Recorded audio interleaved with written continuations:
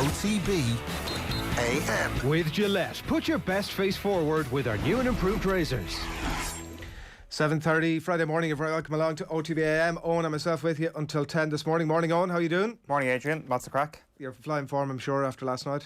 Oh, never better. Absolutely never better. Yet another Arsenal potential trophy, and those dreams that are attached to it come crashing down. It's hard to know what more lows they could sing to, although I do think that even if they had got to the final, that the chances of them winning the thing were so slim. Yeah, I'm not sure though, that they have beaten United already this season. It does seem though that Arsenal are getting worse as the season has gone on, and United are actually getting better as this thing has gone on. Everybody is shattered at the moment, but it seems that Manchester United have actually negotiated the idea of being shattered better than other teams. I say that the morning after United were beaten on the night, but I don't think we're going to read into the on the night results too much, to be honest. Yeah. All right, we do have lots coming for you between now and 10 this morning. Here's a bit of a flavour of what's coming up on OTB AM this morning. We're going to talk to Ronan O'Gara in just a couple of moments' time. He's standing by. Reflections on last weekend's, obviously, and last weekend's game, and thoughts on the lines as well. That's on the way shortly. Any questions for Ronan? Our comments, get them into us. We'll let you know what's happening across the back pages as well. A little bit after that, we're going to talk hurling and camogie controversy in the company of Sarah Donovan for you at 8:15 this morning. We'll have football with Daniel Harris. We'll be talking a lot about Arsenal. We'll be talking about Manchester United, obviously getting the job done last night, and a few more bits and pieces as well. Besides, we're going to have the crappy quiz for you after 9, and Brian O'Driscoll from just after 9:30 this morning will be coming your way again. Very much lines dominated with all of that, but you are watching OTB AM. We're live in association with Gillette. Good morning's start with Gillette, giving you the confidence to tackle the day ahead. And if you've any comments for us over the course of the morning, do get them into us in the usual channels. Wherever it is you're picking us up this morning, we'd like to bring your comments to our audience, and we'll do that over the course of the day. We've lots of lines chat as well to come, so I mean, it's not a question of whether or not you're outraged about the line selection, but what area of it exactly it has that's moved you this morning. Owen, what was your main thought when you watched the selection yesterday? What were you most moved about? Well, I think everybody got moved immediately by Bundy Aki being in there, because alphabetically he was the first man up, and we're like, wow, okay, he's in. This is great news from an Irish perspective. In fairness, Neil Tracy was with us a couple of mornings ago, said Sexton wasn't going to make it. Warren Gatlin said he's only played 3 consecutive tests.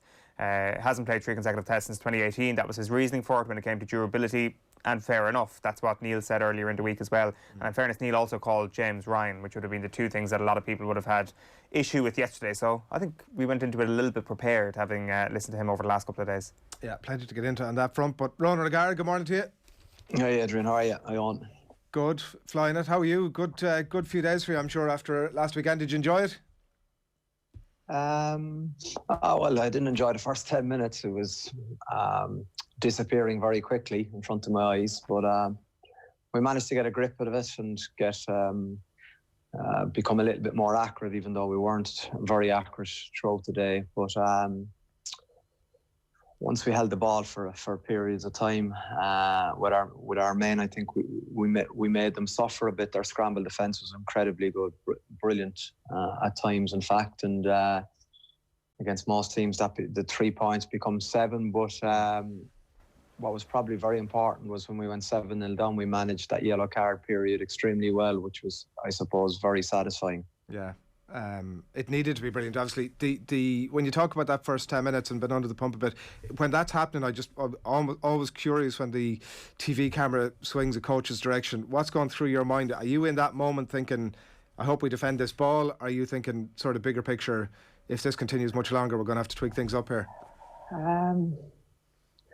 No, because it's very hard to tweak things up in live sport. You can come in with potential ideas, but by the time you get to the message, they're already 90 seconds on to the next play. So, you know what I mean? I think you're really in kind of anticipation mode as opposed to reactive mode. So, does that mean in that 10 minutes then fingers crossed suggested an element of detachment, which I'm not suggesting, but no, but you're probably around the tackle area or the ruck. You're probably maybe getting a message down to we're going to stop contesting and just see what happens for this 3-minute spell. But I'm a firm believer in kind of, if that's the plan you've agreed and you're getting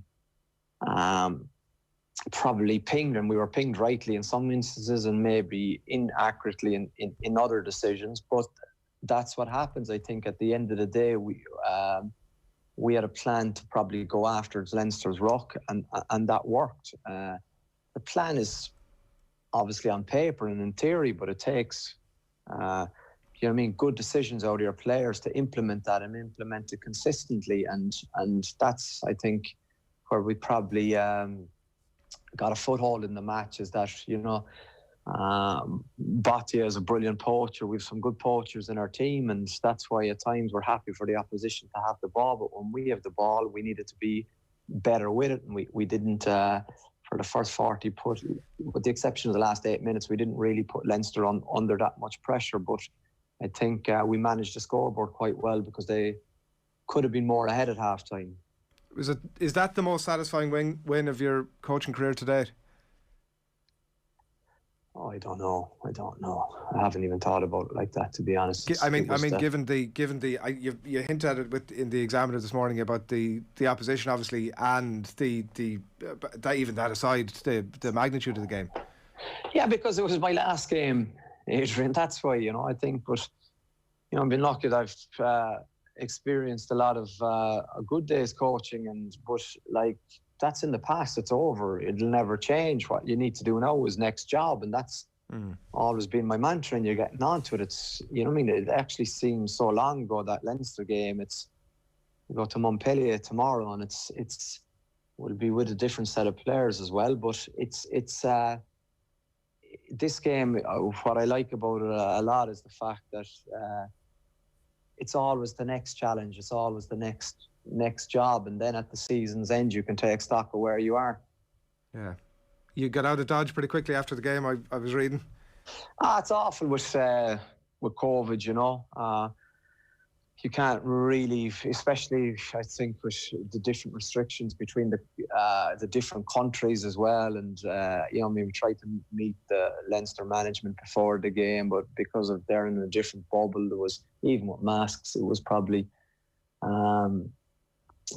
taken that no, it's not going to work. Even to go for a coffee to their hotel, or they come out here for a bite to eat to my place, and that just didn't happen. And even after the game, we were able to have a little beer in the corridor with Felipe and Leo and Guy Easterby and a few of the guys that I'd known, and spoke to a few of their players afterwards. But you don't have any time to mingle or say hello, or to just what's going on in your world at the minute and stuff like that, because it is important that you go hard for the 80 minutes, but afterwards, especially people from Ireland that you respect, that you get the chance to have a pint or a coffee with them. But that's all restricted now, unfortunately. Have you patched up with Felipe at this stage? I have. That's a long time ago.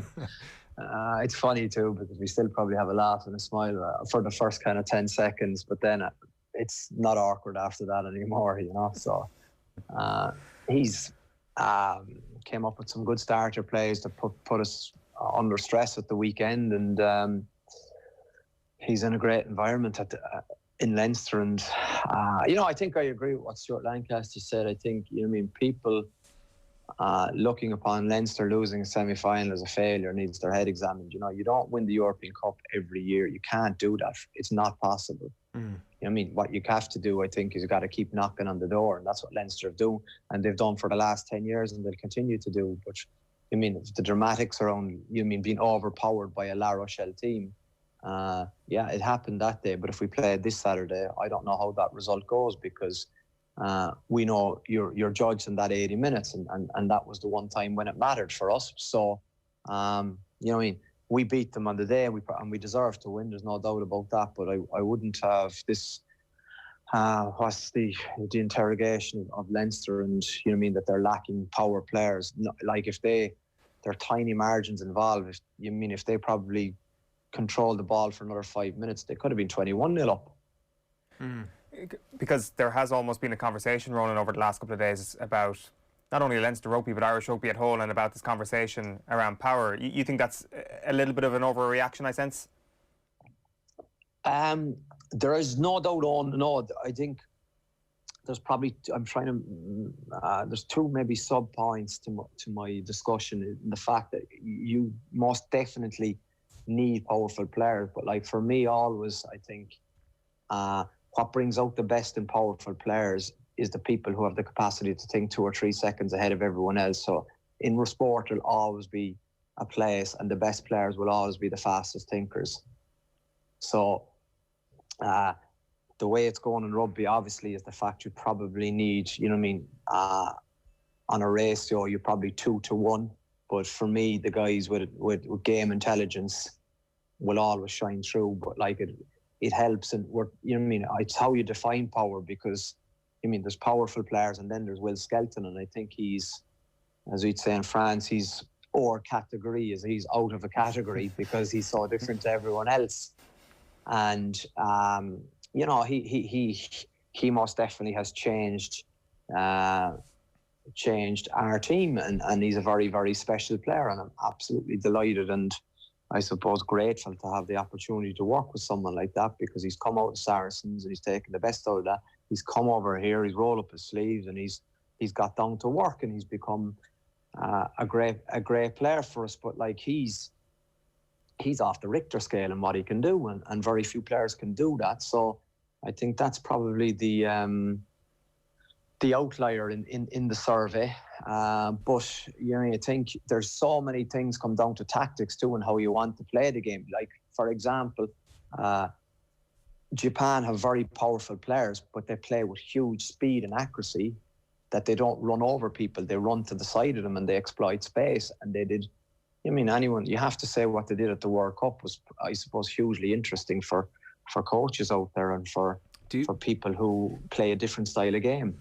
Do you not, you don't buy the idea then? Because like when you look at, is it 2 Irish appearances and from the same team in a Heineken Cup final over the last 10 years, both by Leinster, obviously one outpowered by Saracens, out-muscled in the quarterfinals last year, out-muscled again last weekend. Because even in your Irish Examiner column this morning, Ronnie, you mentioned here about Irish teams are disciplined and organised and have huge trust in how they play the game, but there are trends to be established if you have a good look at them.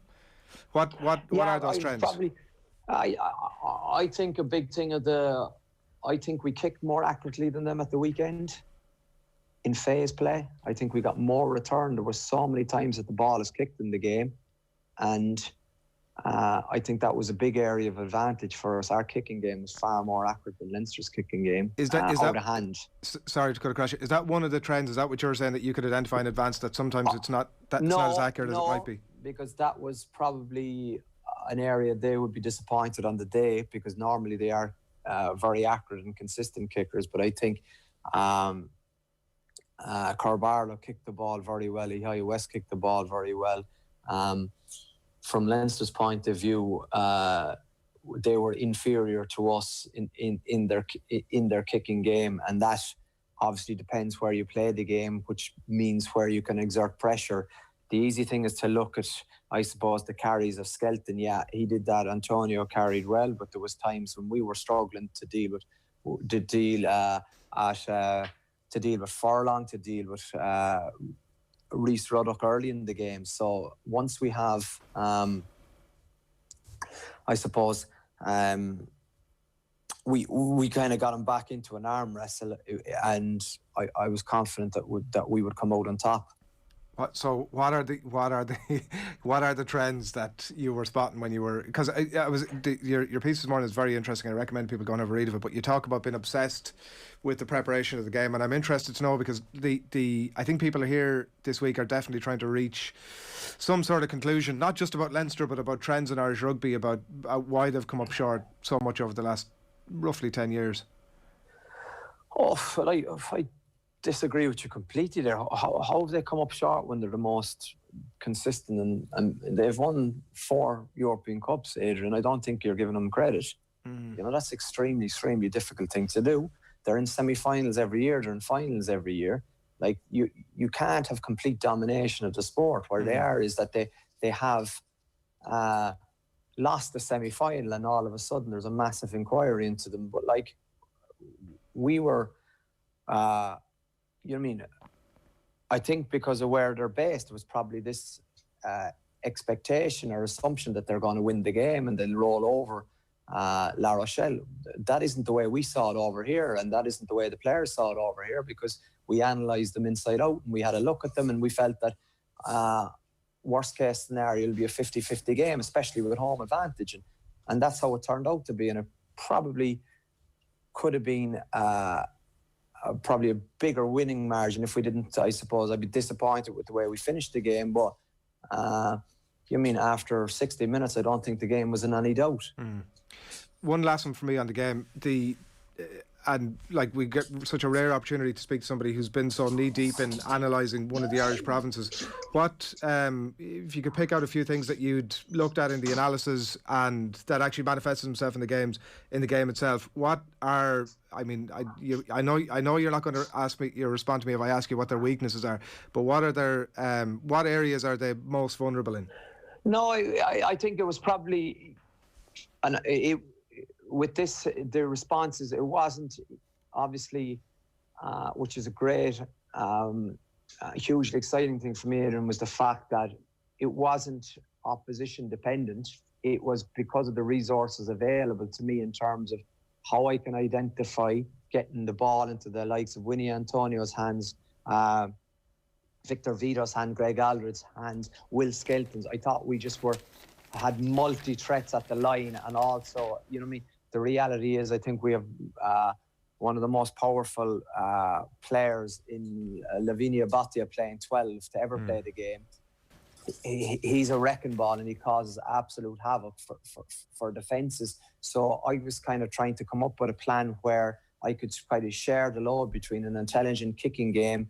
Leinster stacked the front line quite a lot, and in terms of then who would make dents on the gain line, I don't think it's possible for an opposition to probably go after certain members of our team, because if Aldred doesn't carry, Bougharit carries. If Bougharit doesn't carry, Skelton carries. If Skelton doesn't carry, Antonio carries. If Antonio doesn't carry, Bottia will carry. If Bottia doesn't carry, we'll play out the back to Rule, to Dylan Lays, to Doolan.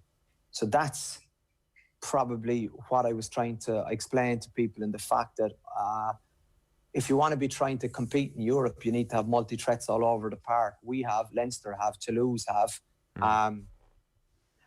and that's what excites you as a coach, because you're coming up with kind of ideas to kind of go, okay, how can I stress the defence in this game? And I thought we did that well against Leinster, but at times we were very inaccurate with the ball too, which was disappointing.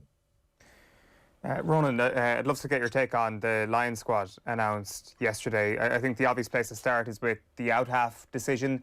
How will Johnny Sexton feel having either got the call or not received the call from Warren Gatland over the course of the last couple of days? Yeah, if I was Johnny Sexton, and I'd be very disappointed, and I think he has every reason to feel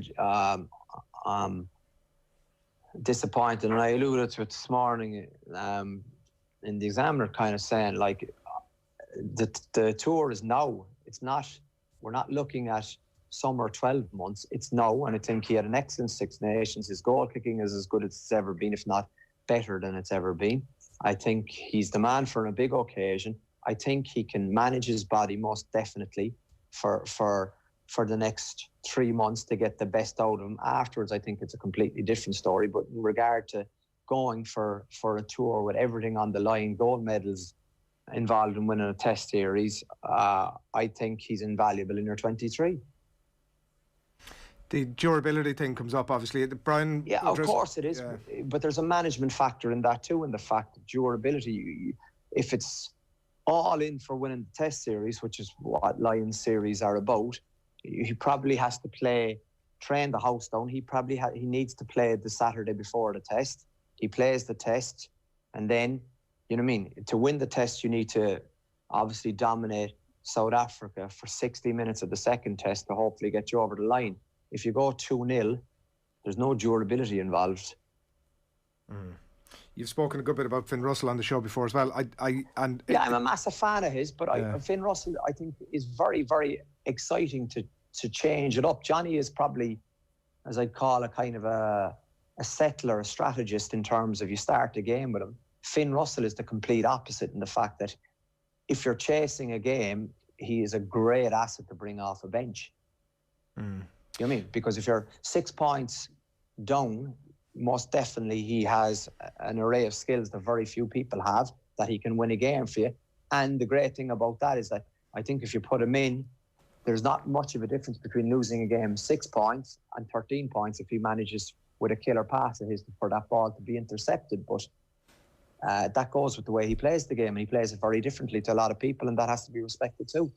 It's interesting, you've kind of touched on the disconnect that exists between reality and media coverage when it comes to Leinster, say, over the last couple of days. I was interested in how Warren Gatland was going to respond to questions about power when it came to South Africa, because that has certainly been the way it's been pitched in the media, a team based on power. He didn't stray away from that at all, Ronan, and I'm wondering, in 2009, for example, was there as big a focus on this one facet as there seems to be in this squad?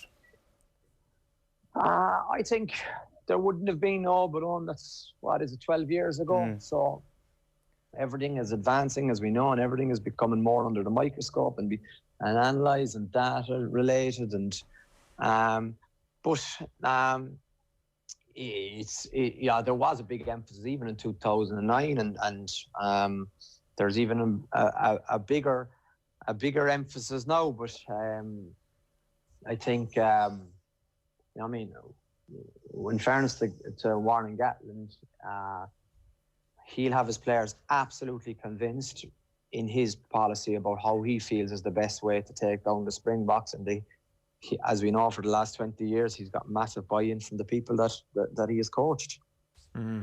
Brian O'Driscoll was on yesterday. He said if he's trying to find reasons to leave him out in relation to Sexton, obviously you can find them, and that's where the durability thing comes in. But the absence, just straight from having him around the environment, the training pitch, meeting rooms, around the test environment, just seems such a. Gatland obviously has history here, and who knows, but it seems like such a head scratcher to not have somebody like that around the environment over that period of time. Yeah, I'd say they didn't really maybe they did or didn't consider that, Adrian. I think it seems to me that the discussion was around, can he back up tests? Their opinion was no, and then they probably moved on. Yeah. I think they look at who they have. They go probably carrying the load will be Farrell and Bigger, and I would say Impact Russell. You'd have Farrell is going out as an out half, is he? I think so. He obviously has the capacity to play 12 for me when he's on song, when he's tuned in, when he's not captain. There are very few people as good as him as number 10 in the world. Did you drop Johnny a text afterwards? Are you still that close? Or? Yeah, I did. Yeah, I felt for him. I did. I was, it hit me because I know how much of a competitor he is, and I know how much it means to him. And, we've had our differences over the years, most definitely, but had a good, lovely few years in Paris together that was hugely enjoyable. And I've obviously had periods of strong contact and periods like leading up to the game where you wouldn't be in contact, but there's an awful lot of respect there, and admire what he's done in his career. And I think it's tough, but that's what happens, that everyone thinks it's just that person, but it doesn't finish well for a lot of people, as we know, and that's sport, and that's what happens. It's tough, but it's nothing personal, and you move on to the next job, and Johnny will move on and get motivated for what his next challenge is. Yeah.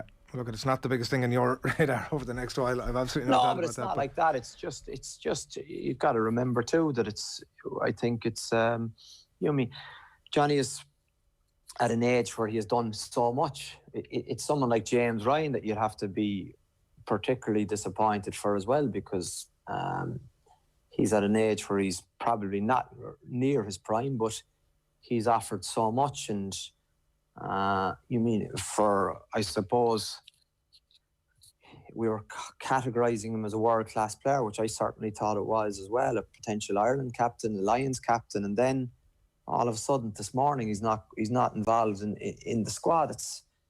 That's so soul destroying for players. I remember, I didn't have that disappointment as a player missing out in squads, but you know what I mean, when you're missing out for test selection or you mess up in a test, it's shattering.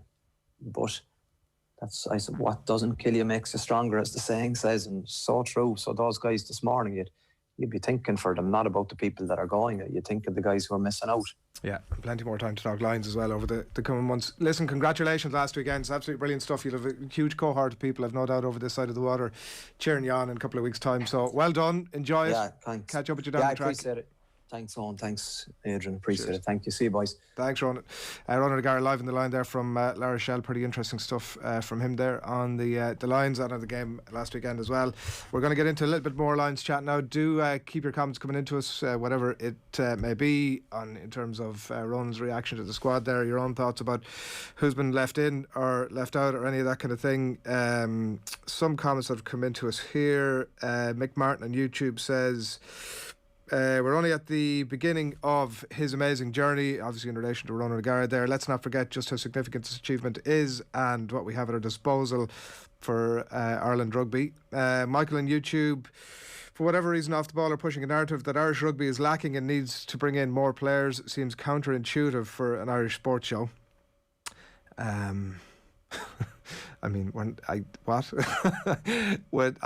do you expect that we're here to be cheerleaders? Like, we're here to sort of pick over the bones about why an Irish province has come up short in the European semi-final? Obviously, as Ronan says, and he's right to point it out, that it's absolutely fantastic achievement to get that far, but they've come up short, and by a long chalk at the end, the game did feel as if, even with 7 or 9 points in it towards the end, that they were out. So I think it's right that we would ask those questions. Yeah, like, I mean, obviously, do you think maybe from your Leinster standpoint that you have overreacted to last weekend? Like, I mean, from a Munster view, it has certainly been an unbelievable few years from Leinster. It continues to be. The Pro 14, obviously, domination that Leinster enjoy may have a little bit of an impact at what's going on. But what may be a bigger factor in why Leinster haven't won the last couple of Champions Cups is that Saracens have an unbelievable team. La Rochelle have an unbelievable team. Being away from home is an unbelievably important factor, and that they're actually as important as any of the wider conversations around Irish rugby. Yeah, all of that is totally fair, but also if you want to be absolutely ruthless about it, and that's the way I think the people who are running Irish rugby need to look at it, Ireland have not won enough Six Nations over the last 10 or 15 years. They've not obviously performed at a World Cup. The provinces, like I was making the point there, Leinster have won Heineken Cup in the last, whatever it is, 9 or 10 years. They've been in one other final, and that's it for Irish provinces. And is that enough? Do we think that's enough over 10 years? I don't think that's enough. I don't think that Irish rugby should sit back and be satisfied that getting to a semi-final is enough. So I think that it's right that we would question as to why that's the case.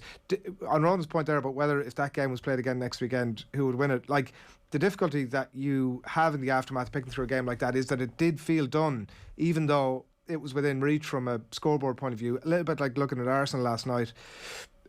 You just felt they're just, no matter how long this game goes on for, they're not going to get it done. Obviously, the Leinster try towards the end of the game is really nothing more than a consolation. I know Ronan O'Gara was saying that he's not happy with it, and he'll have to circle back to it again at some point down the track, that, you know, La Rochelle shouldn't be letting their standards off at that stage. But the game was done, it was cooked, and that's the thing for me. It doesn't feel like, if they played again next weekend, that Leinster are that close that they might be able to edge it. But look, who knows? And maybe it is a case that Stuart Lancaster was making the point with you yesterday, that it's a Rocky Elsom or it's a Brad Thorne, it's a Will Skelton, that's just the presence of a player like that suddenly changes things, or that the presence of a Johnny Sexton on the day maybe suddenly turns the screw in a way that Ross Byrne doesn't have the experience or maybe the ability to do. So I'm not sure, but I think that it's right that I would strongly disagree with our YouTube commenter there, that it's right that we would forensically and ruthlessly look at and question why Irish provinces aren't winning more Heineken Cups. I wonder though, is there something going on here where whenever a defeat happens in Irish sport, we tend to judge it through the prism of the team that has inflicted said defeat? So you mentioned Will Skelton there, for example, who is the man of the hour when it comes to the latest defeat for Irish sport, if we want to label this thing last weekend. We therefore have a conversation about what players can we bring in from other countries around the world that aren't necessarily from Ireland. That can also bring a powerful aspect to the game. It's like when Ireland got beaten by Japan, it's like, how can we offload more? It's like when we got beaten by Argentina in 2015, how can we play like them? It is always through the prism of the opposition. Whereas when Munster got beaten by Leinster for the millionth time in a row in a game of significance last month, the question of Munster was, how do Munster get to the level that Leinster are at in terms of their talent development? That history is always written from the victor's standpoint. And I just wonder if actually the solution that La Rochelle have found for them to be a really good team in Europe is actually the right solution for an Irish province. Which is what? To bring in...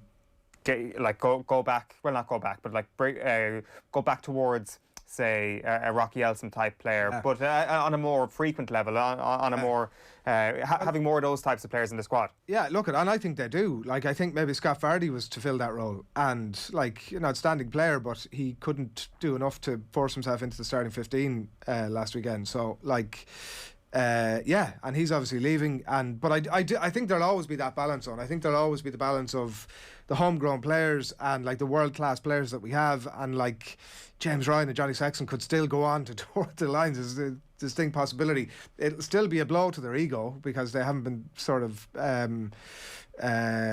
selected in the initial squad, and so I think we can sort of continue to have homegrown world class players in tandem with the Jim Williams and the Rocky Elsom and all those players that have come in over the years at all the Irish provinces at one point or another. There's plenty of them up at Ulster, the Ruin Pienaars of this world, and it'll always have to be that balance, and that's probably the way it should be. And I think we've always looked at it that way, that with those players coming in, that even though at times we were looking at the likes of Jim Williams that I've mentioned him at a time where Irish Rugby was at not a great stage of its development, obviously coming through professionalism, and looking at players like that to lead the way.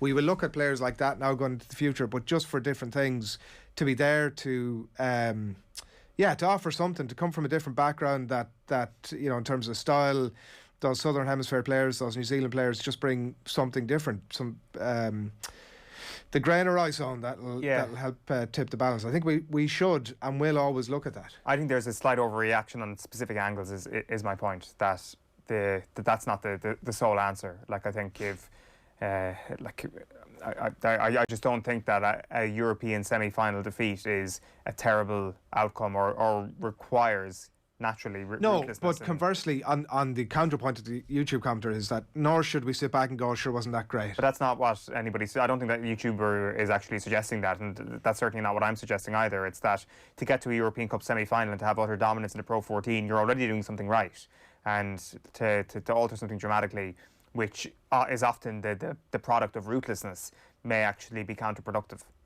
Look, we are probably somewhere along the lines on the same page there. You are watching, it's 3 minutes past 8, you're watching OTB AM. We're live in association with Gillette. Good morning start with Gillette, giving you the confidence to tackle the day ahead. Plenty more comments coming in, and do keep them coming into us as well in relation to the Lions. Dumphy on YouTube was agreeing with our previous YouTube commenter there, saying that Leinster consistently at the top four in Europe, Munster consistently punches in Europe. You'd swear they were the Ospreys the way their demise is reported, and that's very much feeding into the conversation that we've just been having there on the line zone. I have to say that the omission of Johnny Sexton from the squad is a mistake. I think that it's been spoken about like as if every single player who's selected in that Lions squad has been selected with the intention that they're going to appear in every minute of every single test, which is obviously not what happens with these things.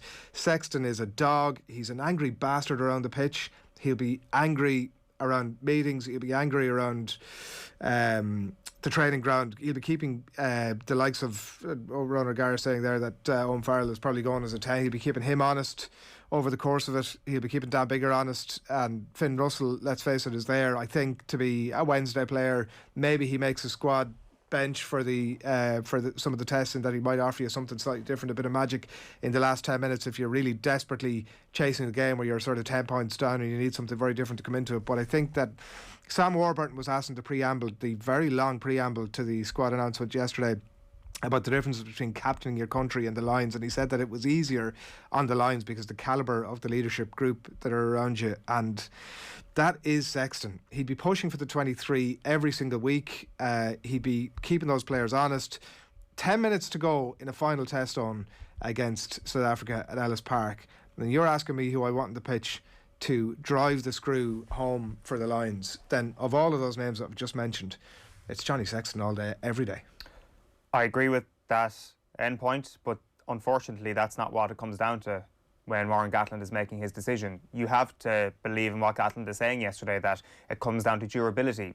And again, the point that the quote from Gatland that I mentioned at the top of the show, that he's looking at Sexton and how many consecutive tests he's played, and he's seen he hasn't done 3 in a row since 2018, and that's why he feels that he wouldn't be durable enough to be a 10 in this year's British and Irish Lions. His reasoning on that level is sound. Like, you have to give him that. When it comes to Sexton the player, that's an entirely different conversation. And who would I want over the ball if it was a decisive kick at the end of a third test in the Lions?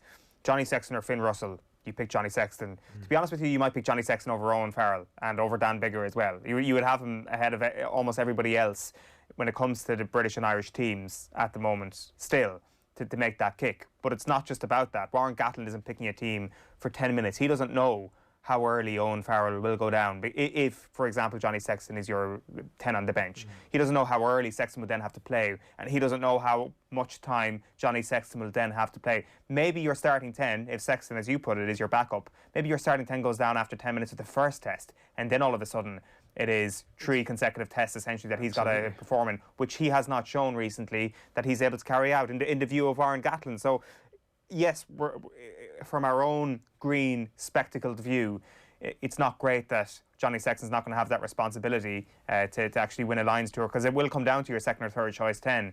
But you can see why Gatland came to the decision. They basically said in the press conference yesterday, Johnny Sexton is a better out half than most of the people we're bringing. He's just not as durable. I mean, I think that, I have to say, I think that's a mistake. Admit that in a press conference. Johnny Sexton is better than Dan Biggar. Everybody on the planet who's ever watched a rugby game knows that that's true. The coaching staff know that that's true. They've basically said as much in the press conference yesterday. They're just saying, we're not sure you can get through this thing. But I think in a series like that, not only Johnny Sexton, but all of these players, Owen Farrell has his own injury worries from time to time, that all of these players, like Dan Biggar's biggest selling point is he's durable. I mean, is that what you're bringing with you to win a test against a test series against South Africa? Like it really well maybe, Adrian. Like that could be what he's looking at. Who is relatively strong and who is durable? It seems to be a combination of those two things that is as important as anything else to get you on the plane. You obviously need to be operating off a very high level.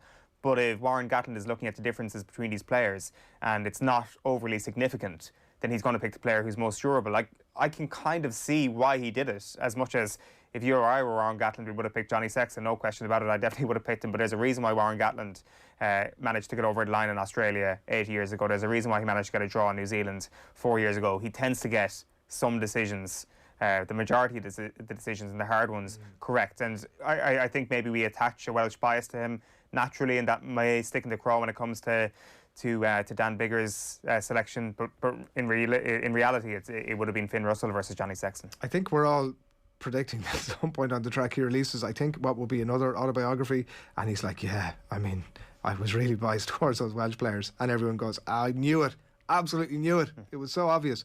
I mean, look, nobody is doubting that he's chosen a strong squad. Clearly, no matter what you do, that's going to be the case. There's some absolute bolters of calls in it, obviously, and some of them we're discussing there, and some of them are reasonable, and like they may well go on and win the series down there. Let's not rule any of that stuff out. It still won't mean you'll get people after that who'll go, and you were calling for Sexton to be in there. It still doesn't mean that it's the right call. Well, it kind of does. I mean, if they go down and win 3-0, for example, it was the right decision. Like, it'll be very hard to make a case now, in fairness, to say that Sexton should have been there if they get the tour win. Which, look at, okay, but at the same time, it's not to say that if Sexton's in there, they're going to. What I'm saying is, it's a stronger squad if Sexton is in there, and the outcome of the series isn't going to define that one way or the other. It's a stronger squad if a fully fit Johnny Sexton's in there, that's for sure. And Gatland, I think, would admit that above everybody else. Like that he is on quality a better player than a lot of the other players in the squad currently. But he obviously just doesn't fully believe that he will be fit for the 3 tests, which is what you're going to need. Like, you need to be thinking about a scenario where can all of these, what is it, 36, 41, I don't know the number of people, can all of these people potentially start a test? And maybe 37. He feels that when it comes to test 1 in particular, that if it comes down to it, if you've got injuries picked up in midweek games or late injuries in training, that Sexton may not be able to do the full 3 tests. Now the thing is, Sexton may have had this Lions tour in his head for the last little while, and this is the time when he's going to have his body perfect for. We don't know what way he's looking at it. Yeah. And he also may be looking at it from the standpoint of the fact that his lack of durability, according to Warren Gatland, has been way overplayed, that it has been more overplayed than maybe lack of durability when it comes to some other players. Like Gatland said, it's nothing to do with the head injuries, and that has been the thing that grabs all the headlines when it comes to Sexton down through the years. So if it's something to do with that, then it comes down to other aspects and the little niggles that he picks up here and there. Is Sexton privately going to be frustrated that he is the man who gets his injury problems picked out when there are other players in the squad who've obviously gone through injuries in the past? The bottom line may be that the age profile of Johnny Sexton has worked against him as well, that you combine the few niggles, as I said, that he's had, and the fact that he's getting on a little bit. But I can see where you're coming from as well, like the England performance. He was sublime in that, and you would have thought that would have been the final audition. Well, he's very selective with the games, and he's like, well, I watched Rochelle at the weekend and James Ryan didn't really perform there, but I watched Scotland at the Six Nations and wow, geez, they were really good. Like, look how they performed in France. I know, but they were beaten by Wales and Ireland. Like, I mean, you can be as selective as you want.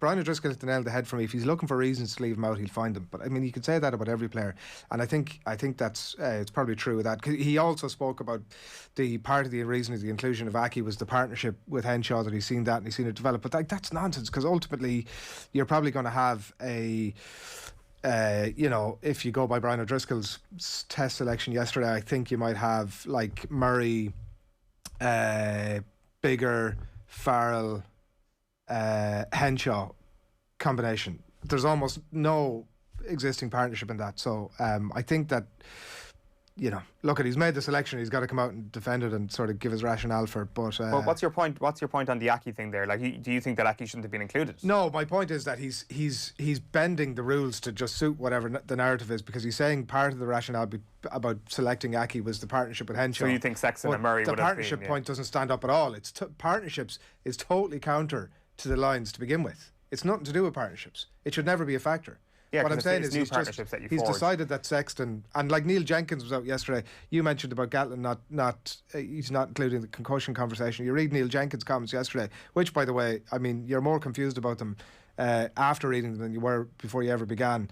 He does include stuff about the concussion being a factor in it. So I mean, I think that it was a close call, really went down to the wire. It's not like we don't know who Johnny Sexton is, and we weren't sure if we could take a risk on him. It's like, this guy, he performs. That's a test animal was an expression that Brian O'Driscoll used in the piece he did with us yesterday. And like, I mean, top 5 on the planet test animals. It's Johnny Sexton. I feel it's a bit of a no-brainer. Look, he could well still travel. I hope he still travels on, and I hope he it wouldn't exactly be sticking the 2 fingers up to Warren Gatland if he goes out and ends up winning a couple of tests for him. But you'd like to see it.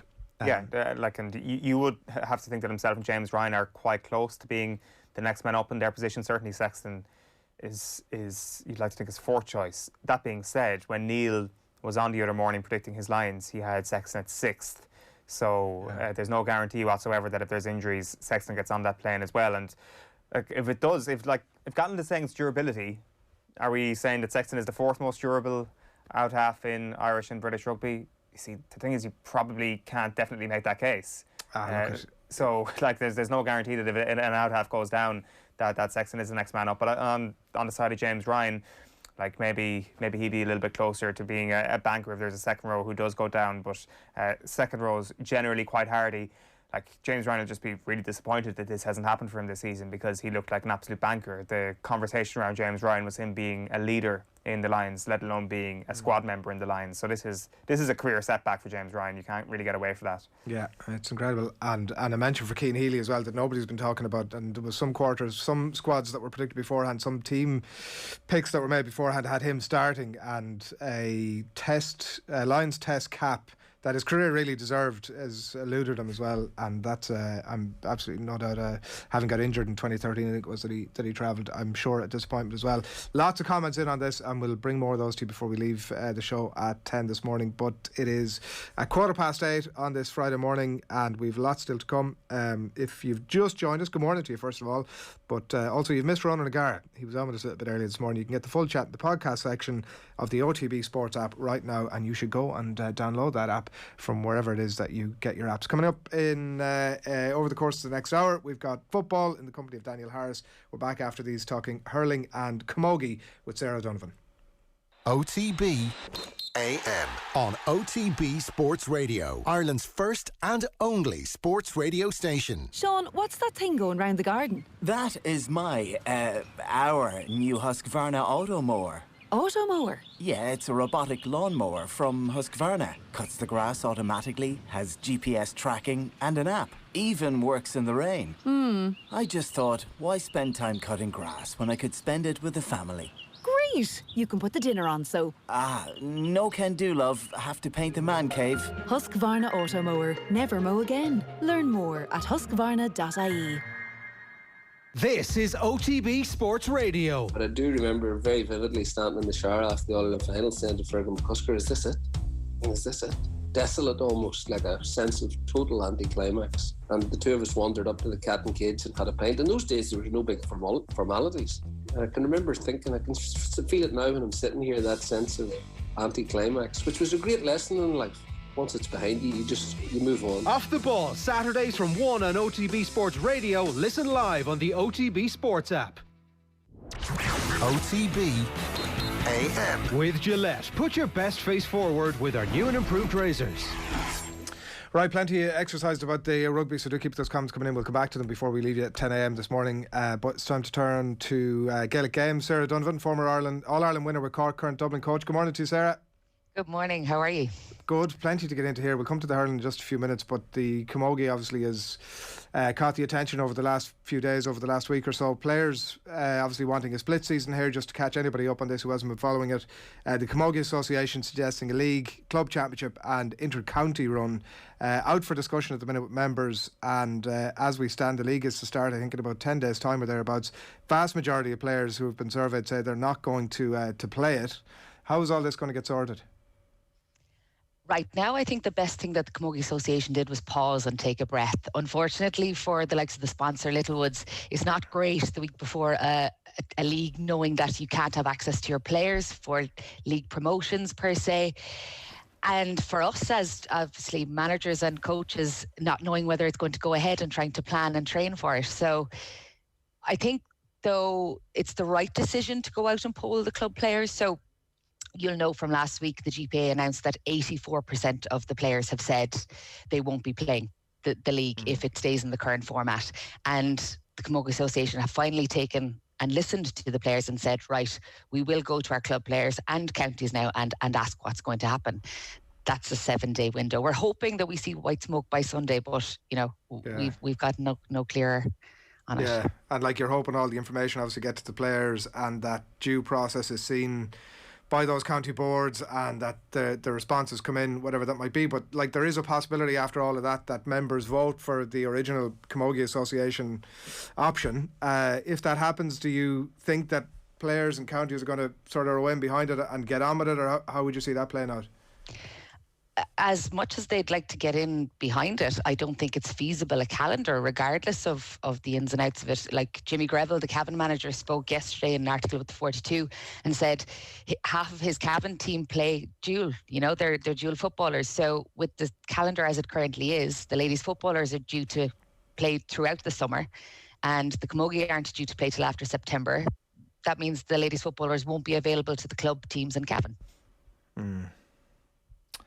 And that's the same across the board. I think the naivety of clashing the ladies' football calendar and the Camogie calendar, despite all this chat of taking into account the dual player in the year of 2021, it hasn't happened. Why does this happen so often, Sarah, that we have a new story to focus on when it comes to the Camogie Association, particularly on the theme of the dual player and how they're being screwed over on a routine basis? So, like, what is the genesis for this? I think it boils down to power. I think the intertwined nature of the two organisations is being disregarded. I would say at the moment, the Camogie Association looks like it's blatantly disregarding its players and the Ladies Football Association, because last Wednesday, the Ladies Football Association had told the Camogie Association that they were going with the GA, they were going with the split season, and then on Friday, 2 days later, the Camogie Association announced they were doing the opposite. So it's not like they were avoiding each other. The Ladies Football Association had clearly marked out their territory. Now, if you know that your players are going to be involved in another season at the exact same time as you're trying to plan your club season, you'd think that you would put that into consideration. There's been a lot of talk, obviously, over the last couple of years about bringing everything under the one umbrella. I get the sense from what you're saying there that if one of the two organisations was going to go inside the tent with the GEA first, it would be the LGFA over the Camogie Association. I think commercially right now, the LGFA are in a much stronger position, and I think there was a fall off of 100k in sponsorship for the Camogie Association last year because of COVID, obviously. They don't have a sponsor this year for the Liberty. They had Liberty as the sponsor last year for their championship. They don't have a sponsor this year for their championship, and maybe that was the reason they were looking to kick the championship into September to try and get themselves a sponsor in advance of the championship starting. But as a sponsor, would you genuinely want to row in behind an organisation that can't manage its players or structure? You mentioned Jimmy Greville there in the comments that he had in relation to where his squad are at the minute. You're obviously involved at Dublin. What are the types of conversations? I presume there's a lot of sideways eyes emojis making their way into your WhatsApp group. What's the thinking? Well, you know what? For the first time, there's probably joined up thinking, because the 12 county managers met last week and spoke about the fixtures calendar. I suppose from Dublin's point of view, and I note, I was reading about Limerick hurlers today, we've been with the players for the last, say, 14 weeks, right? 13 weeks, this is week 14. So 11 weeks, the players were training individually, upwards of 5 times a week, doing their own gym sessions. For the last 2 weeks, they've been in with us. It's not that they've just decided to start playing now. Their commitment has been long running, and the managers met last week and said, look, if we're looking to engage with them for the next 7 weeks, which brings it up to the 21st of June, which is the league final, and then we let them back to the clubs to play their club championship, we bring them back in again in September to play the All-Ireland Championship, you're looking at upwards of 45 weeks where the players have to be engaged with us as county managers and coaches. I just don't think that's fair on the players to have that level of engagement for that length of time. Nobody should be forced to do that. And that's what the county managers spoke about last week. There has to be a cut-off point for players. And that's why the split season works, because if the split season happened, we would have the players for a period of 20-25 weeks, and then they would be back to their clubs and they wouldn't have to think about us anymore. And like, as of today and this weekend, what are you planning for? What are you training for? Right, we've training this evening, and we have challenge matches set up for the weekend. We're trying to pick a team. Like, obviously, we have 44 players into the team this year, into the panel. This is a brand new panel, essentially, for us, and no more than the men's setups. We're trying to get a look at new players.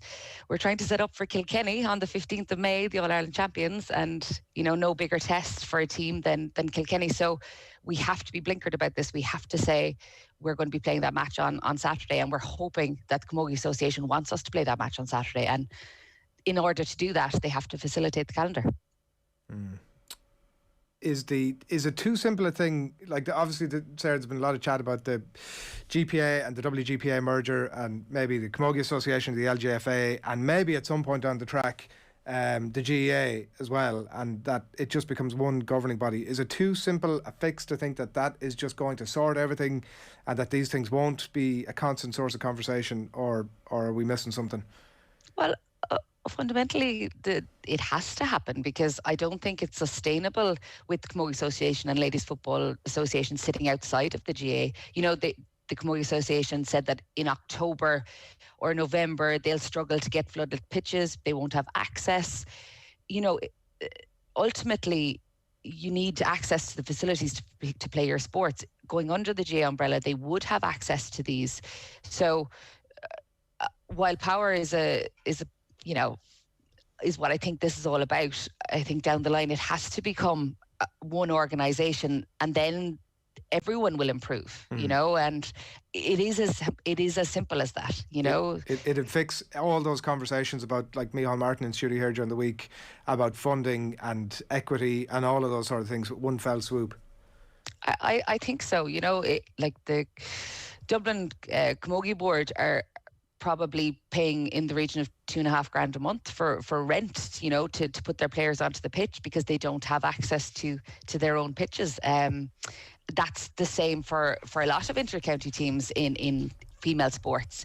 That's a big outlay. That's big income, you know. So I think if the government funds were, as you said, equitably distributed, and the GPA, I suppose, at this point have great oversight over what the WGPA haven't gotten in the past. And I think these conversations with government would be much more positive, and with the GA as well, much more positive.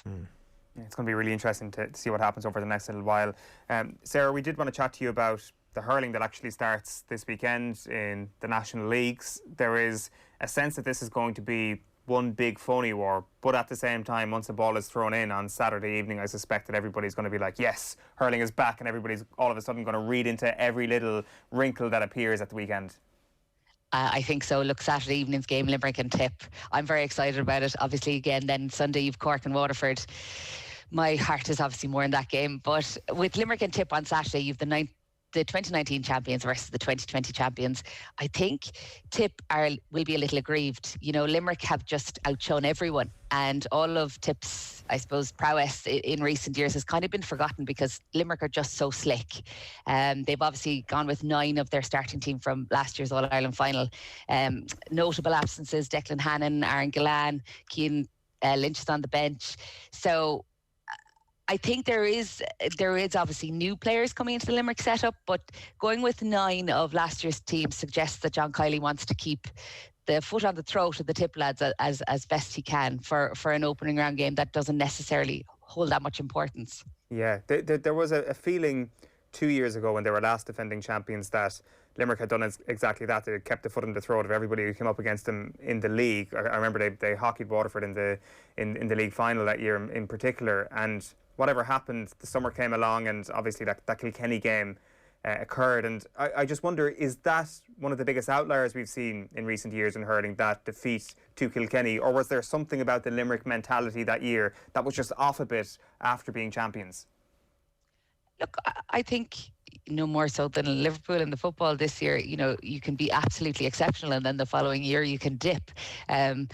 Players learn a lot from defeat. I know they say, you know, you learn from as much from defeat as you do from winning, but that is true. I think Limerick won't want that feeling that they had after losing to Kilkenny and getting caught. So I think they've even gotten stronger since that defeat. And unfortunately for Tip and Cork and Galway, Limerick aren't slowing down.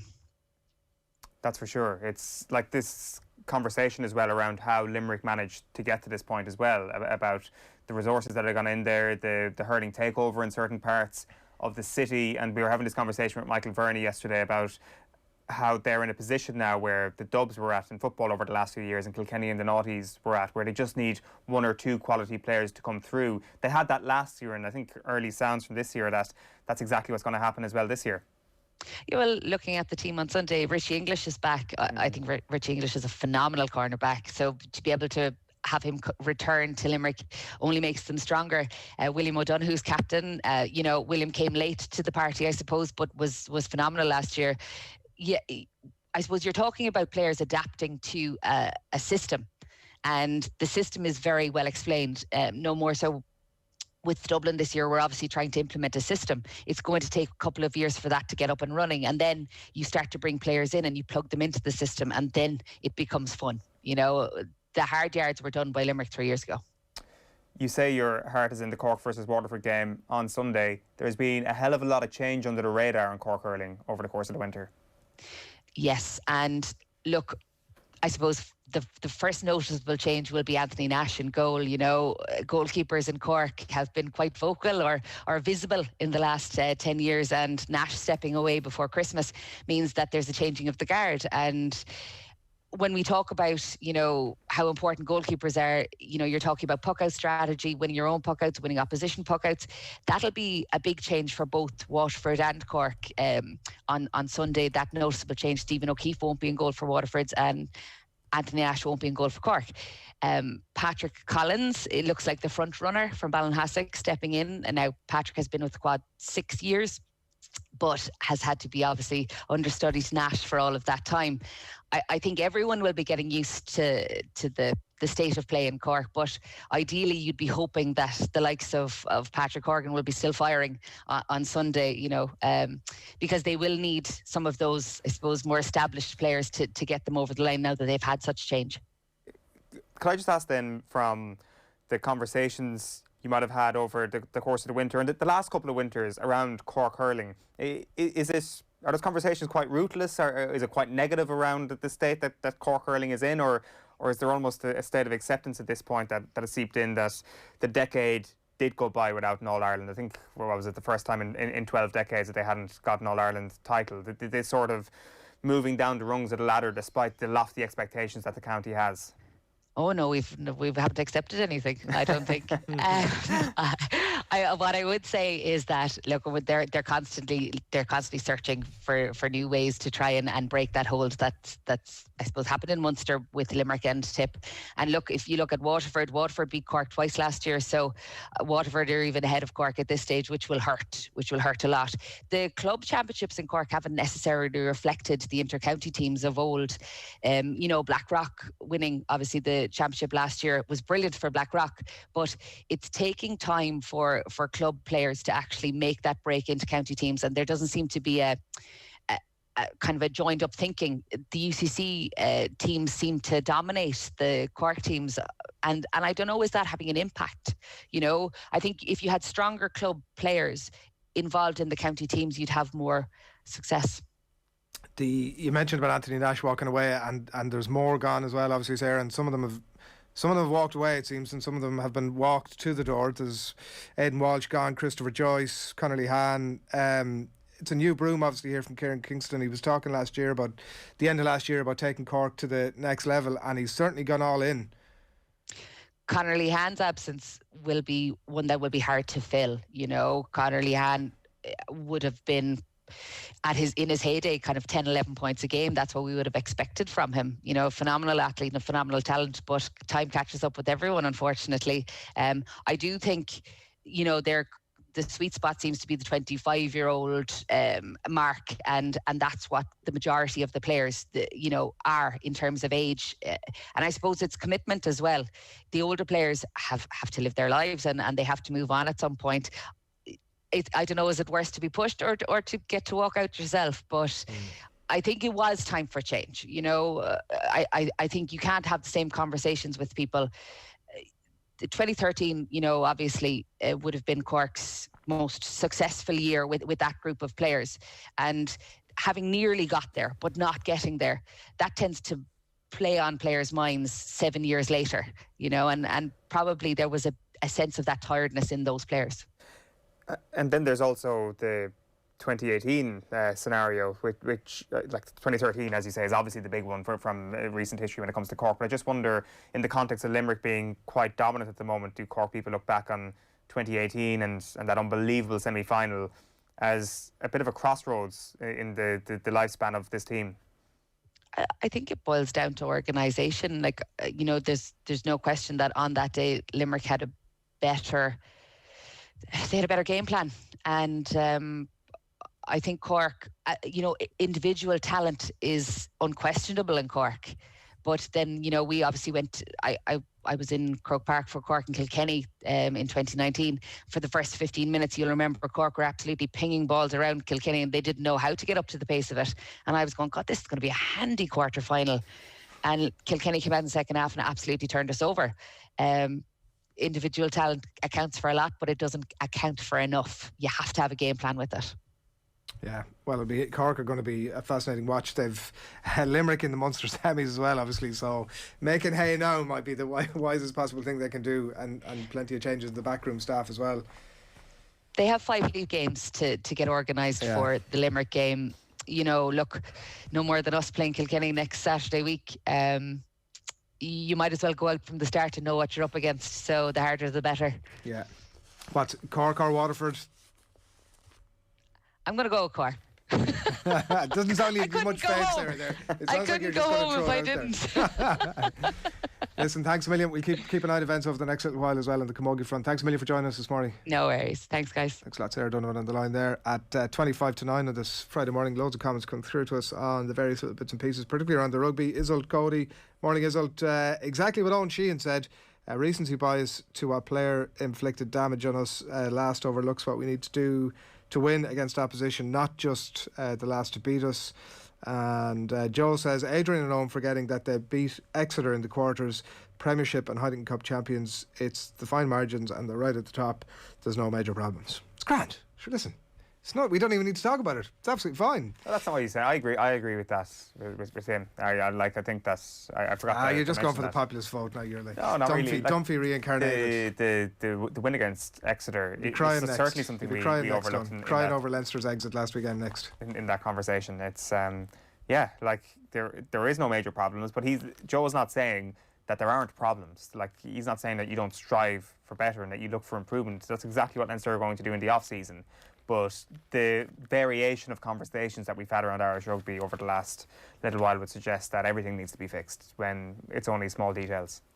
Going to give you a quick flavour of what's happening across the back pages in the sports sections this morning. There's a lot of reflections on Arsenal's exit last night. Partey poopers in the Sun, but that doesn't even go close to what's the best little headline this morning, because it's up here and it says Sexton floored by Frank Warren. I mean, you're not going to see anything better than that this year, I don't think. That's the Irish Sun for you this morning. In the Mirror, it's very much same sort of tone here again. You blew it, you did it. Arsenal and United to opposite ends that yesterday.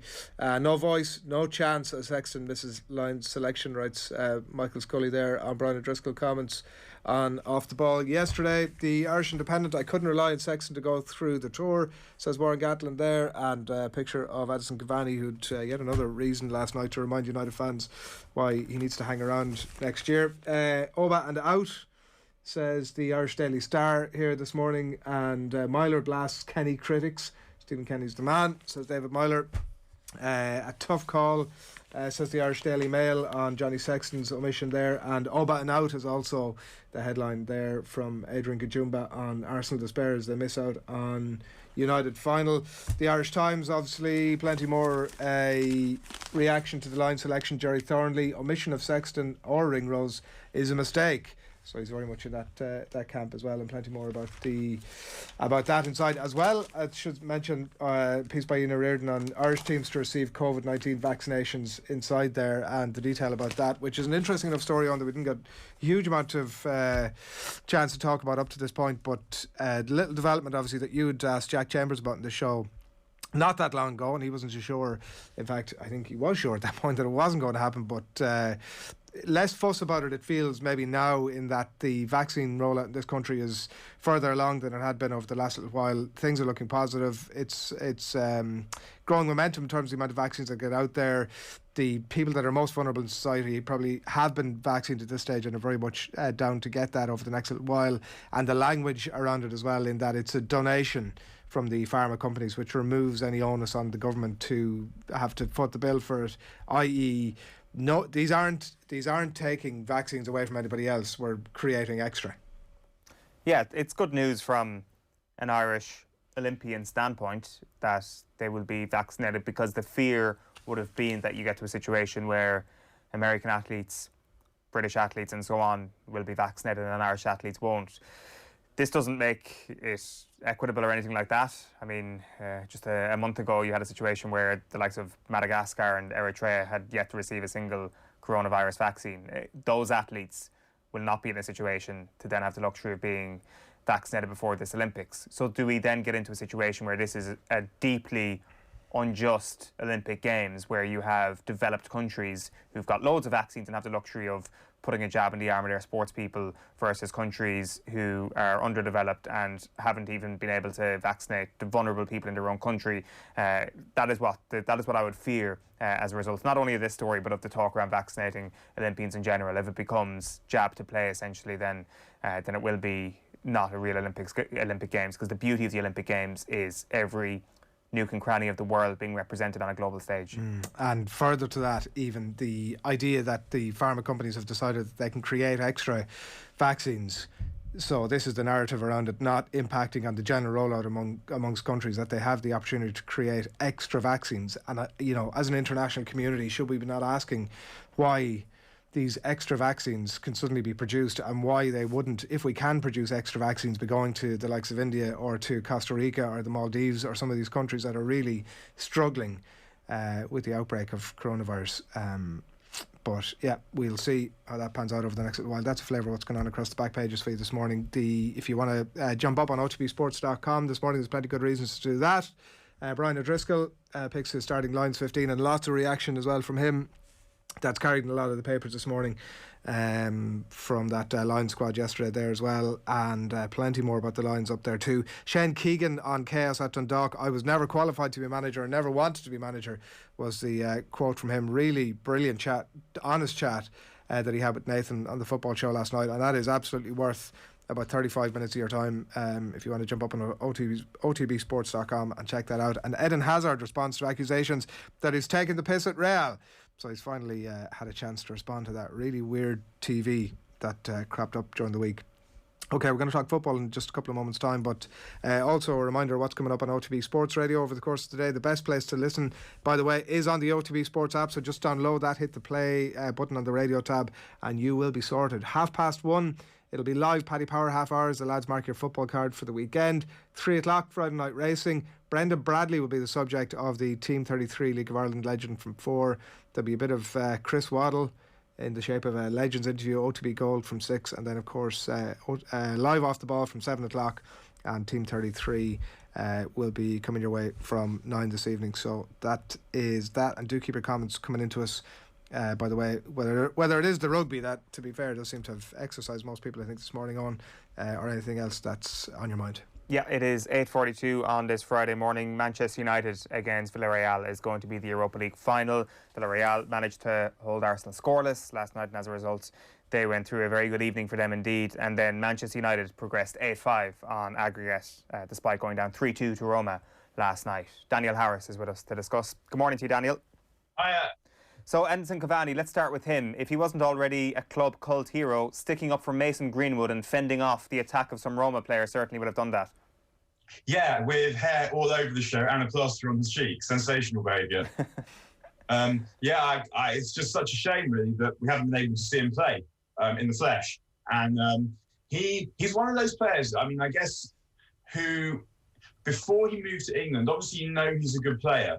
But I think that because he's one of those players, because when you have players who you don't watch every week, sometimes there are just quality players who are quality players, but just they never happen to play well when you see them, whether it's in international tournaments or in the European games. You happen to watch them play, and for me personally, he was just one of those people who, every time I watched him, didn't play particularly well. And the funny thing with him is he's not a great finisher, and yeah, he is capable of a lot of great finishes because he puts himself in positions. So the Cavani fresh air shot is something that I think we've all seen quite a lot, but it doesn't matter because he puts himself there. And I think the thing that he has in common most of all, actually, is with Bruno Fernandes, is there are two people and they will keep making those runs. They don't get affected by misses.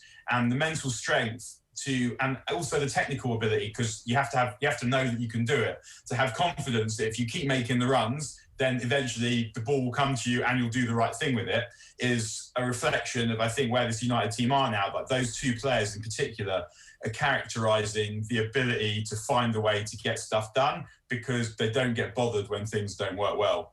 That has to be one of the main reasons why United fans 100% want Cavani to stay at this point, is that he's already developed that understanding with Fernandes. Yeah, I think also you need to have a variety of different attacking options in particular, and players who bring different things to the team. And I think when we were talking about this team last season, the season before, I was saying that I felt like they were mentally weak, that when things didn't go their way, they could start a game well and then they could get discouraged.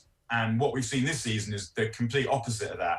And Cavani, like running 30 yards to get involved in the ruck on behalf of Mason Greenwood, is another aspect of that it's not just now a collection of players who can sometimes do good stuff, it's team. 3 out of the 4 English teams obviously making up the 2 European finals, Daniel. Boris Johnson, I'm sure, would tell us that this is another reason that Brexit works. Are the English teams just superior at the minute? Is it just a weird sample at this point of the season, or what's your sense of the... No, I mean on Boris Johnson, I can't remember if someone pointed out on Twitter, I think it was my colleague at The Guardian, Ed Aarons, that Leicester had signed Kante and, my mind's gone blank, can't remember who else, for about a tenner. And someone else had pointed out, well, actually, they wouldn't be able to do that now because of Brexit. So Brexit is definitely not helping this, and it's not going to help English teams get the players that they need because the laws are different. So they're not going to be able to poach as much young talent as they were before.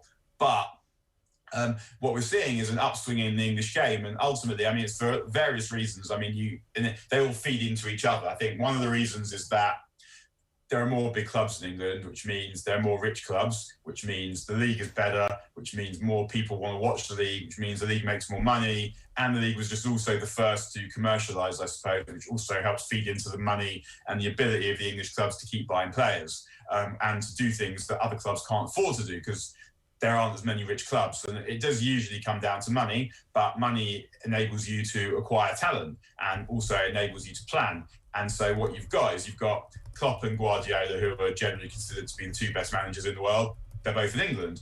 But along with that, you have Roman Abramovich's money, which enables Chelsea to do things. And then they've gone and got Thomas Tuchel also, who's clearly a really good manager. Leicester have got Brendan Rodgers, a really good manager. United have done it a slightly different way in that they've taken someone who obviously has some managerial talent, because whatever people say about the Norwegian league, going to that league and winning the league with a club that had never done it in 90 odd years of history, then doing it again, shows that you must know something. And what they've done is a slightly different way, is they've gone to do it with someone who's learning to be a manager, but because they're a club hero, it gives them a lot of political capital with the fans, gives them a lot of political capital with the players, because if the players know that if they take on Ole Gunnar Solskjaer, they're going to lose. And then when you put that together with more money than lots of other clubs, some young players that are coming through, and as I said before, some managerial talent, again, like that is like a good mix. And so the Premier League is basically benefiting from the fact that also the other leagues are in a slightly down period at the moment. The way that Barcelona and Real Madrid in particular have been managed is miserable. And that's, I guess, why we saw the Super League, because Real Madrid in particular are just absolutely desperate. They know that they can't keep up. I think what we're going to end up with now is, it looks, and maybe I'm wrong, I hope I'm wrong, because no one wants it to be like this, but it's beginning to look like you're going to have Bayern Munich and perhaps Paris Saint-Germain and then the English clubs. And that's how it's going to be in Europe for the next few seasons. Yeah, that'd be a pretty grim Champions League, I think, and an expanded one at that as well. That point that you make about Manchester United and their approach on a managerial level over the last couple of years, does that inform maybe your hope that this Europa League final is going to precipitate a better run of form or a better few years for Manchester United than, say, the 2017 Europa League final win did for them?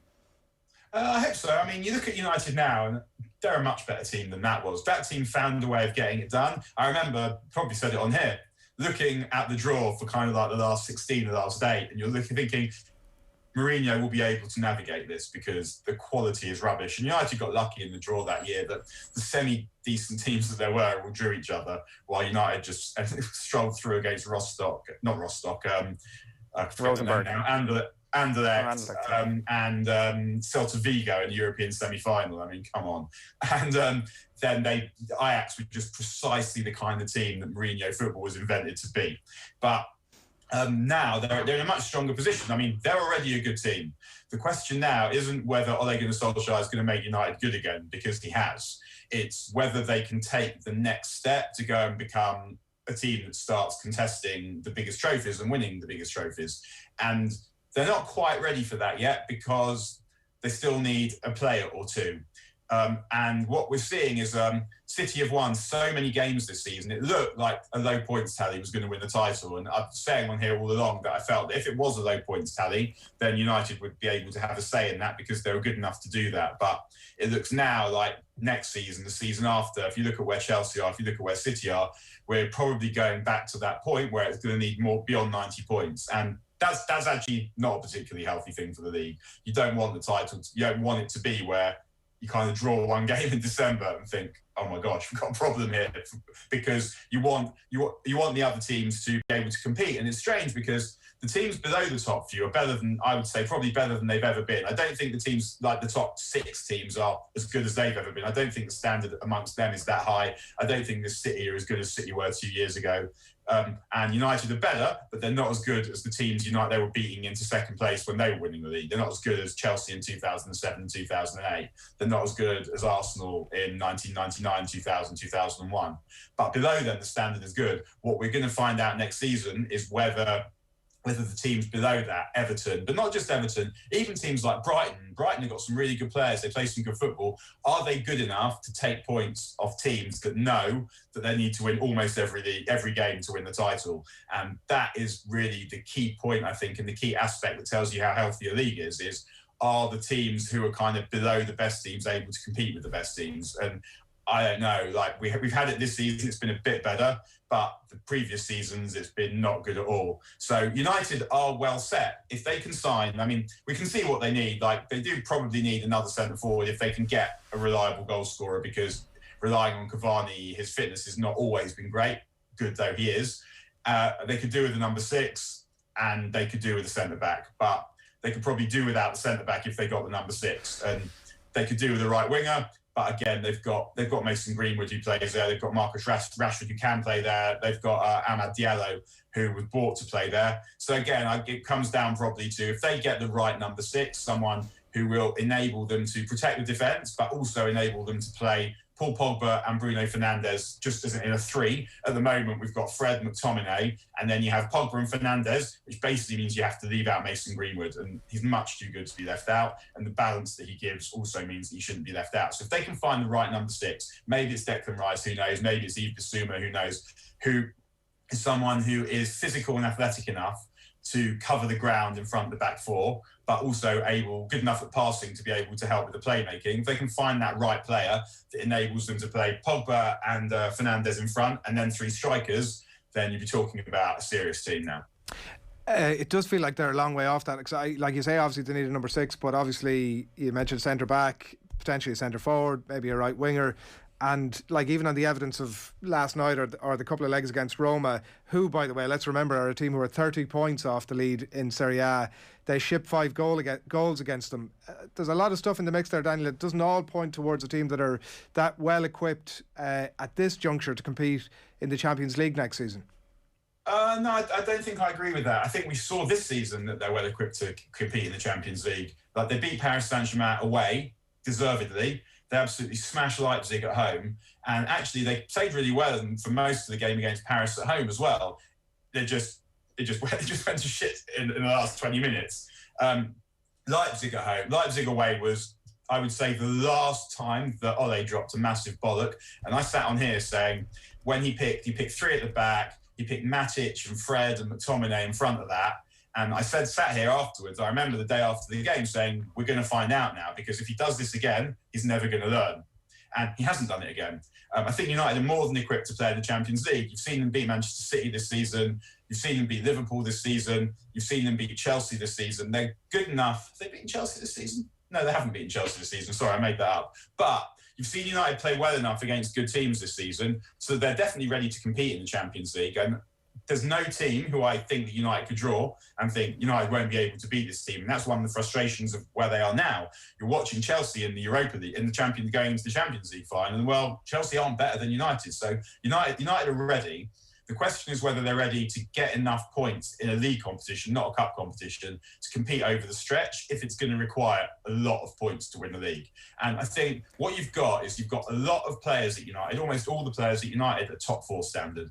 McTominay is good enough to play in a team, start in a team that finishes in the top 4. Likewise, Harry Maguire. Likewise, Lindelof. Now, you're not going to have a Champions League level, winning level player generally in every position in the team.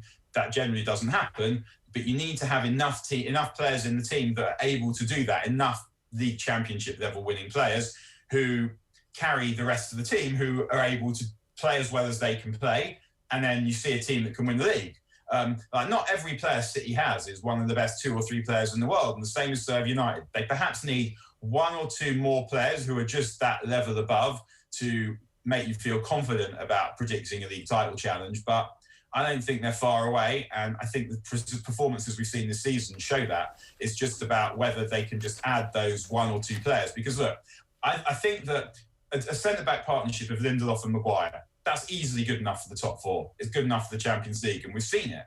And what we need to see now is whether they're good enough to go into the final against Villarreal and keep a clean sheet. The Roma game was you can kind of write that down to being a very specific thing. When you win the first leg 6-2, and let's not forget that one of those Roma goals of the 2 was that penalty that, I mean, I don't think that was ever a penalty. But anyway, like when you go into the second leg, Roma are going to throw everything at you. And sometimes when that happens, they'll put you under pressure. Harry Maguire said in his interview afterwards that because they went man-to-man all over the pitch, it meant that there was a lot of space. So I wasn't watching that particularly thinking, my God, this team can't defend, because I've seen their improvement in their ability to defend over the course of the last 2 seasons. And so whether they're able to defend in the big games, the big moments, that's now what we're waiting to find out about, because that cost them last season against Sevilla, who are another good team. Like, they played brilliantly against Sevilla for about an hour, but the finishing was careless, and then the defending was lax, and they ended up getting beaten 2-1. Now, they need to show that they've progressed from that against Villarreal, and they could get by next season with the back four that they have and win the title if what was going on in front of it was perfect. But you can't not amend what's going on in front of it and not buy a right winger and not buy a striker and expect this defence to do it. But if you were to do something to strengthen the team, then you might strengthen the team enough so that the current defence was all right. If there's one team who aren't good enough to compete in the Champions League and won't be good enough to qualify for the Champions League anytime soon, it is Arsenal Football Club. A lot of negativity, a lot of negative feelings after last night, but I went to The Guardian this morning, Daniel. I read 10 talking points ahead of the weekend. I looked at the Arsenal talking points and it filled me with positivity. This particular author said Arsenal's inconsistency is not especially surprising, given that of their best players, only Partey and Aubameyang are over 23, while the others, Saka, Tierney, the on-loan Odegaard and Emile Smith-Rowe, are still learning the game. The initials beside it, DH. Thank you for filling Arsenal fans with positivity this morning that they are still going to learn the game, but they need to learn bloody quick. Yeah, they do.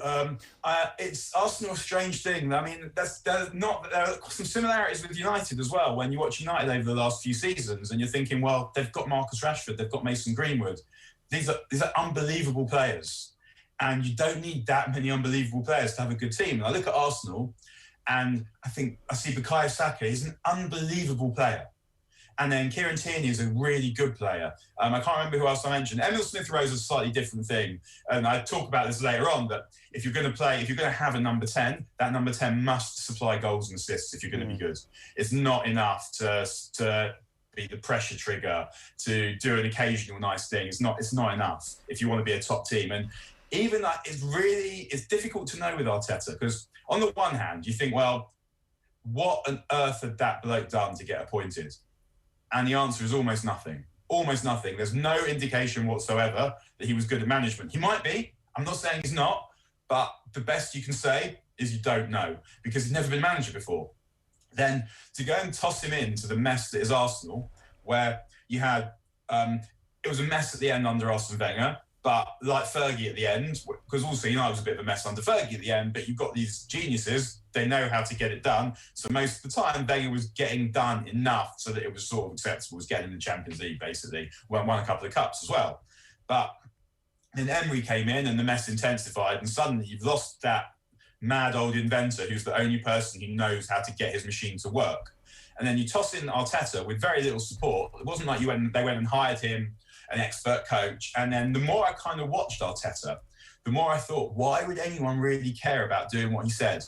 Because I talked about Ole before, and I know those two are always compared together and the situations are different, but there are some things that are worth noticing that are similar or different about them. Is that Ole is a club legend, so he's got the political capital that I mentioned earlier.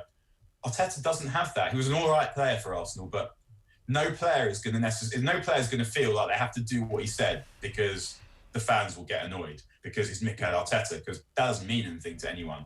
So then it becomes a lot about Arteta's ability as a man manager. Has he got any charisma? Has he got any presence? Has he got authority? And you watch him give press conferences, and he might have, but it's not obvious. It doesn't burn through the screen like it does with the people that tend to be the best at it. But it's not always like that, because I made a film about Matt Busby a couple of years before last. So I've watched pretty much every piece of video of Matt Busby that exists. And his charisma, his charisma is not obvious, but you talk to anyone that experienced him and they'll say the second he walks in the room, even if you're not looking, you know he's there because he's just got that thing. Now, Arteta doesn't seem to have that, but maybe he does. So at that point, you're starting to think, well, what reasons can I fathom that make me think Arteta's going to be good at this? And all that you're left with now is you're basically left with Arsenal's best performances. Arsenal's best performances are good. The fact that they won the cup last season, I mean, people sort of talked about it as a tactical triumph. I thought that was a bit much, like defend deep and then try and use your fast players on the break. I mean, it's not inverting the pyramid, is it? I mean, it's not that complicated, but he has been able to get a level of performance and commitment out of them at some points. I thought the way he went about this Villarreal tie was really weird, with like changing to 3 at the back for a semi-final when he was kind of basically limiting what Bukayo Saka, his best player, could do. So I thought he made some mistakes in that game. Whether the club feel that he's good enough, I mean, who knows? I mean, what do the people who are making decisions at that club even know about football anyway? I mean, probably not that much, same as at United. So they're not people you can trust. But there have been things to hang on to, I think, that make you think that Arteta might be good. But to be given that job is a monstrous job for anyone. It's a hospital pass. To be given it in your first job in management when you've been at Manchester City before, there are not that many similarities between managing at Manchester City under Pep Guardiola, where you've got the best coach in the game perhaps, with the biggest exchequer in the game perhaps, and some of the best players in the game. That's not preparation for the job at Arsenal. But then you think about, well, let's say they fired Arteta, then who do they get? Who is the obvious choice? And who would be the obvious choice who would take the job? Like, let's say they thought, wow, Brendan Rodgers is good. If you're Brendan Rodgers, are you leaving Leicester to go to Arsenal? I doubt it. So they're in a bit of a pickle, Arsenal, and I'm not sure how they get out of it. But they do have some really good. They do have some really good young players, and they've got Folarin Balogun as well, who looks like he absolutely knows how to score goals, who they will bring through at some point. So they're not dreadful, but in order to get to where they have to be, it either requires money, which you don't think they're going to spend, or some kind of extreme suitability to be a manager, which you're not sure Arteta has. Yeah.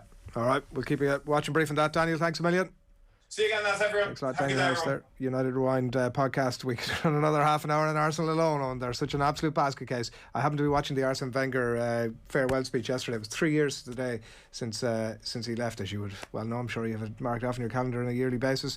And I mean, they've regressed since, is the sort of short story there. And absolutely, they were on the way down at that point. Let's not forget that the Wenger had overseen the decline, the start of the decline. So yeah, there's a lot of revisionism going on over the last 24 hours that was some sort of bad decision. No, but I mean, look, I'm not suggesting that for a second, but it's not as if the departure of Wenger has arrested the decline. They're getting worse, like by the week. They're absolute basket case. They're shambles. Looking at them last night, where they should have been like pumping on the pressure laid on, there's just nothing going on. And I'm sure as a United fan, I would really love to do a good sort of, we'll do a separate podcast after the show where you can get to vent your anger on that. It is 3 minutes past 9. It's Friday morning. Delighted to have you along with us here on OTB AM. We've had lots of good stuff already on the show and plenty more to come as well.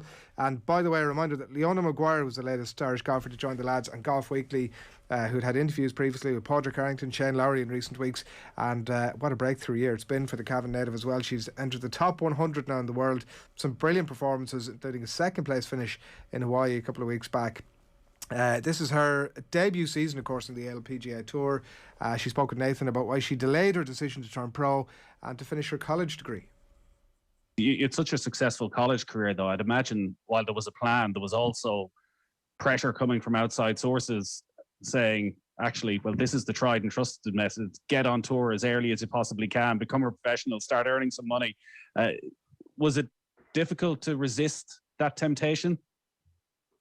Yeah, I mean, there was people telling me myself and Lisa to turn pro since we were 15, 16 and playing in Curtis Cup and whatever. And I suppose we were very fortunate to have parents that were very level-headed and sensible about the whole thing. I suppose mum and dad both being teachers as well. They sort of knew the value of that, and it was ultimately always our choice. They kind of left it up to us, whatever we felt comfortable with, and I suppose reinforced the big picture thing. Golf, like any other sport, is fickle. You just never know what's going to happen. So I think having that degree in my back pocket gave me that sort of that sense of sort of comfort, I suppose, knowing that I could go out on the LPGA with that little bit of less pressure. But also I had an incredible experience, 4 years in college golf. I've no doubt that it helped me massively sort of in my journey. I got so much better as a golfer and just as a person, more independent, all of that from spending 4 years there as well. So it's all sort of helped along the way.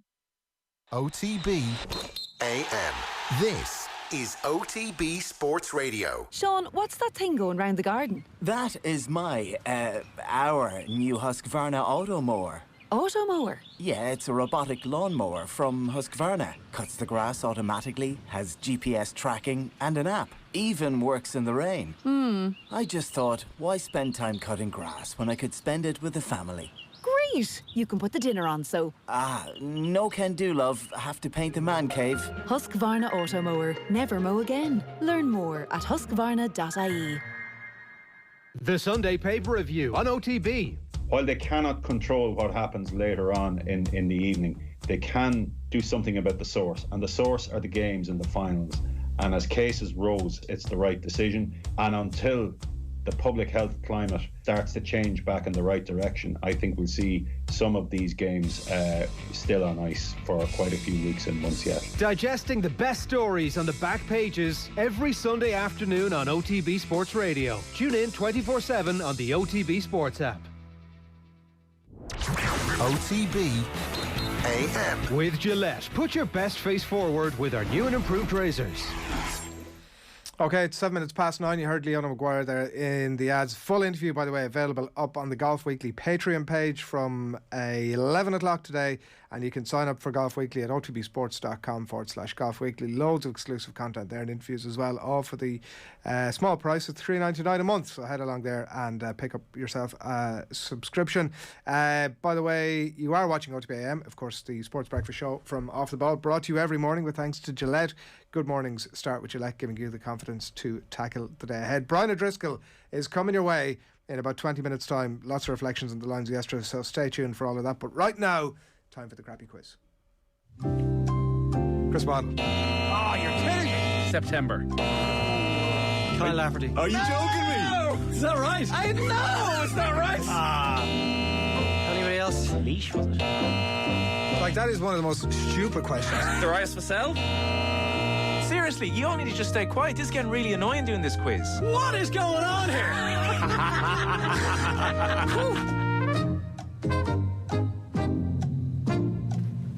Welcome along to the shoutiest segment on Irish radio. It's the scintillating, it's the stupefying, it's the splendido crappy quiz. Every Friday we pit three of Team Off the Ball up against each other in a no-holds-barred quiz of sporting factoids at the end of the week. Allow me to welcome today's contestants. Our first contestant today is coming to the table with wide pupils and sweaty palms. It's his first experience of the crappy quiz, and like that first sip of Devil's Bit in 2012, today is also probably going to end in a messy disaster. Give it up for Enda the Highlander Coll. Owen, how are you doing? Very well. Good. I never actually tasted Devil's Bit. You are missing out, sir. You need to get on that. You need to bring a warm bottle of Devil's Bit to a festival and beer bong it, basically. That is a rite of passage, and I'm surprised you haven't done it. What is I've never been to a festival either. Oh, God, wow. This is a disappointing start. What is the jersey that we're seeing on screen for all our YouTube viewers at home?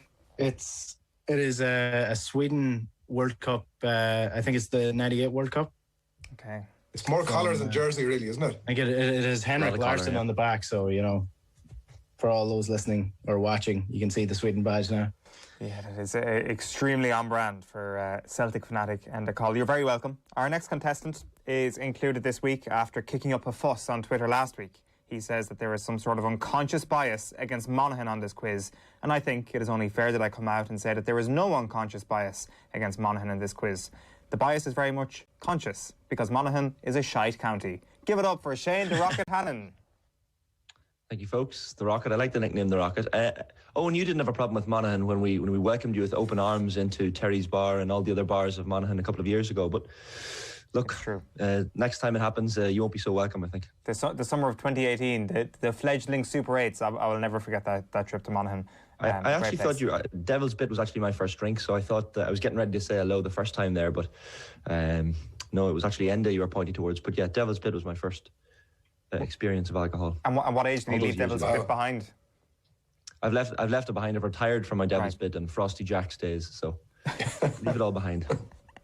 Our last contestant today has suddenly found himself at the top of the food chain after being chum in the water for so long. He looks across at his opponents today, who have a combined age of less than his own. Today's quiz will surely be the start of the return of the champ. Give it up for Adrian, who's your daddy, Barry. I did have to think about that combined age thing, Owen, but no, I'm happy to report that I don't think we're quite at that extreme yet. I mean, look, it's interesting. I joined the Zoom call there a few minutes ago, and I see the two young dogs are on. That obviously there's been moves behind the scenes on that. Somebody has to be put forward from the traditional crappy quiz contestants, and obviously we've decided to put our best foot forward. Yeah, you certainly are traditional, that's for sure. This is like the Chelsea Football Club welcoming supporters into the fold. We are now down with the youth here on the Crappy Quiz. As ever, the format is the classic Crappy Quiz with a series of questions on a range of themes, and it's onto the slip and slide of trivia, which is the rapid fire round. You can podcast the Crappy Quiz on otbsports.com or on the OTB Sports app, and if you're watching on YouTube, make sure to click the thumbs up, even if you contribute nothing but misery to your day. Round one, the boring questions round, never multiple choice, and a warm welcome to everybody who has skipped the intro. Question one for you, Enda. Which county did Jim McGuinness face in his first Ulster final as Donegal senior manager? First Ulster final, so that was 2011. I don't know. Oh, we have a Nathan Murphy on our hands. I believe. I actually rushed the pitch. If you watch back the video of this, you can see me rugby tackling one of the players after it in celebration, but can I remember who they beat? I think it was Tyrone. It was not Tyrone. You were there, but you don't remember the opponent. It was Derry. I actually don't remember it very, very well. Oh, Derry, Jesus. That really is that's incredible. Like, that is a carbon copy Nathan Murphy response. It gives you a full gamut of stuff that he knows without actually ever giving you the answer. Who was the player you tackled then? Paddy Bradley. No, it was one of the forward line, but I can't remember who it was. God, wow. You're talking about Devil's Bit before this. It was the first summer that I ever drinking. So, I mean, that'll tell you. So I can't remember. I can't remember who it was. Shane, question one for you. As you know, Jimmy White has lost the most World Snooker Championship finals without ever winning one. But can you name which World Snooker champion has lost the most finals? Which World Snooker champion has lost the most finals? It's like we're right in this wheelhouse. This is ridiculous. Like, first question, one of them gets a question about a game he was at and rugby tackled the player, and the other one is like, you couldn't handpick a question better for this guy. It's true. That to be fair to Owen now, like I was expecting a snooker question, but that's a fairly good one now. That's an in-depth snooker knowledge question. You're just teeing yourself buttering him up isn't going to.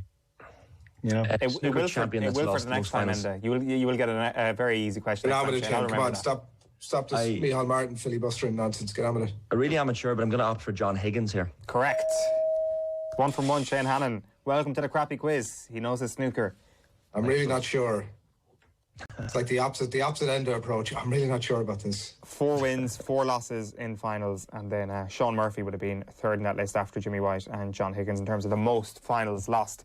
Adrian, Which Irishman captained the British and Irish Lions in the first test against New Zealand in 2017?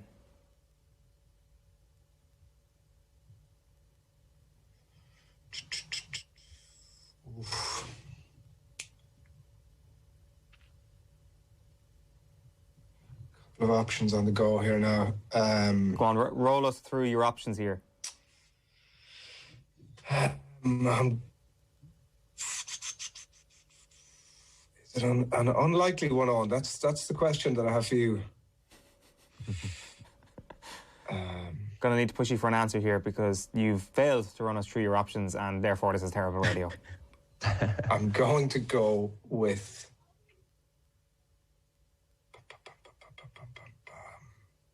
Was it...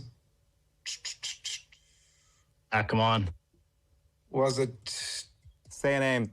Johnny Sexton. It was not Johnny Sexton. Was it Jamie Heaslip? It was not Jamie Heaslip, no. Rory Best, no? It was not Rory Best. It was Peter O'Mahony. Peter O'Mahony and Sam Warburton were the two captains in 2017. Didn't he get dropped for the second game? Pretty sure he did. Yeah, well, he certainly wasn't captain for the second game when Warburton was back.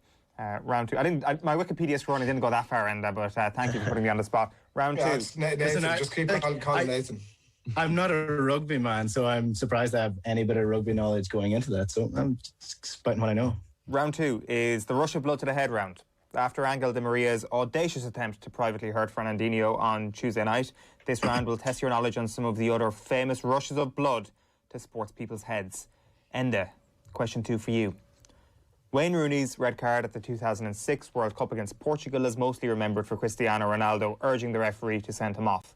But which player did Rooney actually stamp in the genitals? Oh. Which World Cup? The 2006 World Cup? Yes. I should definitely know this one. Do I know it? Man, end the call. Yeah, see, this is the problem. Enda, before coming on the quiz, said to me he hadn't been working all weekend, therefore doesn't know if he's going to be ready or not. So we have to give him a free pass if he doesn't. That is my excuse. I haven't been watching football. Yeah, to be fair, he wouldn't know what happened I'm 15 years ago because he hasn't been working for the last 4 days. Was it fellow Man United man Nani? It was not Nani, no. Fellow Premier League player at the time, Ricardo Carvalho, was the correct answer.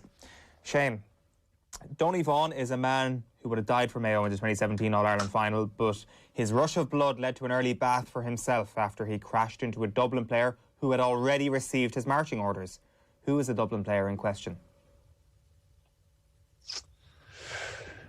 Ooh. Who would Donny Vaughan be trying to psych out of it? It's a Dublin forward, obviously. You can go 2 points into the lead here, Shane. This is a big moment for you. You can go two frames to this love is fairly crucial in the grand scheme of things. Who would you want to psych out in that Dublin team? Well, he didn't so much psych him out, he took him out, really, after... Took him out, yeah. I guess Donny Vaughan had been we don't need to be leading him around the pitch here on. Come on. Yeah, it's a fair point. My first instinct was Diarmuid Connolly, so I'm going to go with that as my final answer. It's not Diarmuid Connolly. Anyone remember? No, I'd have gone for him as well. John Small was the Dublin player in question. Adrian, Sergio Aguero's last-minute goal is obviously the standout moment for Manchester City's final game of the 2012-13 season. Come on. But which of City's opponents that day went on a rampage, decking Carlos Tevez before getting sent off and decking Sergio Aguero after he got sent off? Oh, that's a ridiculously easy question. You really are just filling the mould of Nathan Murphy so perfectly here today. You're saying all the right things. You have the script. Go again. Give it to me again. Sergio Aguero's last-minute goal is the standout moment from City's final game of the 2012-2013 season. But which of City's opponents that day went on a rampage? He decked Tevez before he got sent off and then decked Sergio Aguero after he got sent off. I'll give you a clue, Adrian. He's very level-headed. You wouldn't expect it from him at all. That kind of is a clue. Like, I mean, Adrian, we're going to have to push you again here because you're... What's going on? What are the symbols in the head playing? Nothing. I have nothing. Is it a pass? No. Pass. Huh? You're giving up pass. That's a pass. Enda, who is it? Joseph Barton. It is, of course, Joseph of the Barton clan. I thought Enda had given it away there. I thought it was handed to him. Yeah, the single most stupid red card of all time. I blame him more than I blame, Sergio Aguero for scoring that goal. It is Shane 1 point, Enda 0, Adrian 0 going into round 3, which is, you'll be happy to hear, the Ivan Etniaz round, back by popular demand. Nothing has ever been backed by popular demand in the history of the quiz. In this round, you've got to guess the voice that's being played backwards. On this occasion, I have narrowed it down, though. I'm looking for you to guess the commentator. So that is your clue. It is a commentator that we are looking for. It is a piece of commentary that we're playing backwards. Enda, are you ready? Yeah. Let's have a listen. Guess this commentator.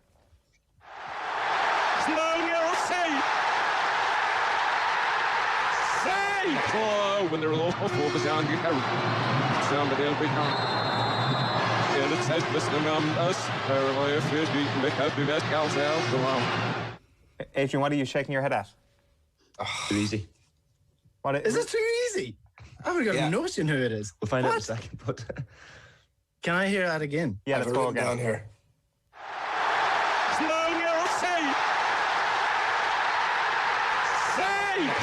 When they're low focus on you sound the big and it says listening us if you make up the best cows out come on. I will say this is easier than the last time we did this round because you can get the tone of their voice, definitely, even though I've got the answers written down in front of me. Come on, Enda. It's ridiculous. How is it ridiculous? I think me and Adrian are on the same line. Is there any... Do I get a clue like Adrian? No, you just have to give an answer. Remember, you were the one who gave Adrian the clue, not me, so we're going to need an answer here. Oh, God. Right. Famous goal? Come on, get on with this. There's no clues. I'll just go with what happened last time. So I'll go with the Sergio Aguero goal. So that was who was that? That was Martin Tyler. Correct. Oh, for Christ's sake, that is absolutely ridiculous. Let's have a listen to it properly. Well, with players like David Beckham, you do feel there are certain moments of destiny. Arguably the most recognisable footballer in the world. Yes! Recognisable commentary voice in the world. Yes, for England. Shane Hannon, can you name this commentator? Here's first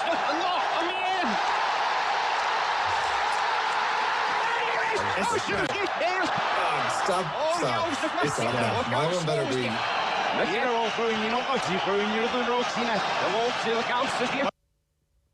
Any idea, Shane? Ooh. Can we go one more time? Let's go for it one more time. Here's first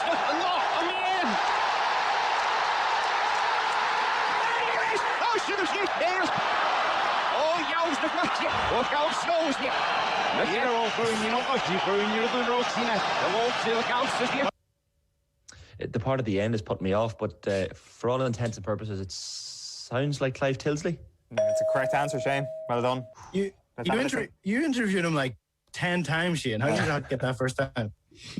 I hope mine is a straight tap in like these two. Let's hear the goal. Peter Schmeichel is forward. Can he score another in Europe? He's got one in Europe already. In towards Schmeichel. It's come for Dwight York. Cleared. Giggs with a shot. Sheringham! On the trophy. I will say that nobody got anything right in the last Ivan Etniaz round, and I've maybe made this a little bit too easy. Adrian, let's make it a full house. Can you tell me who this commentator is?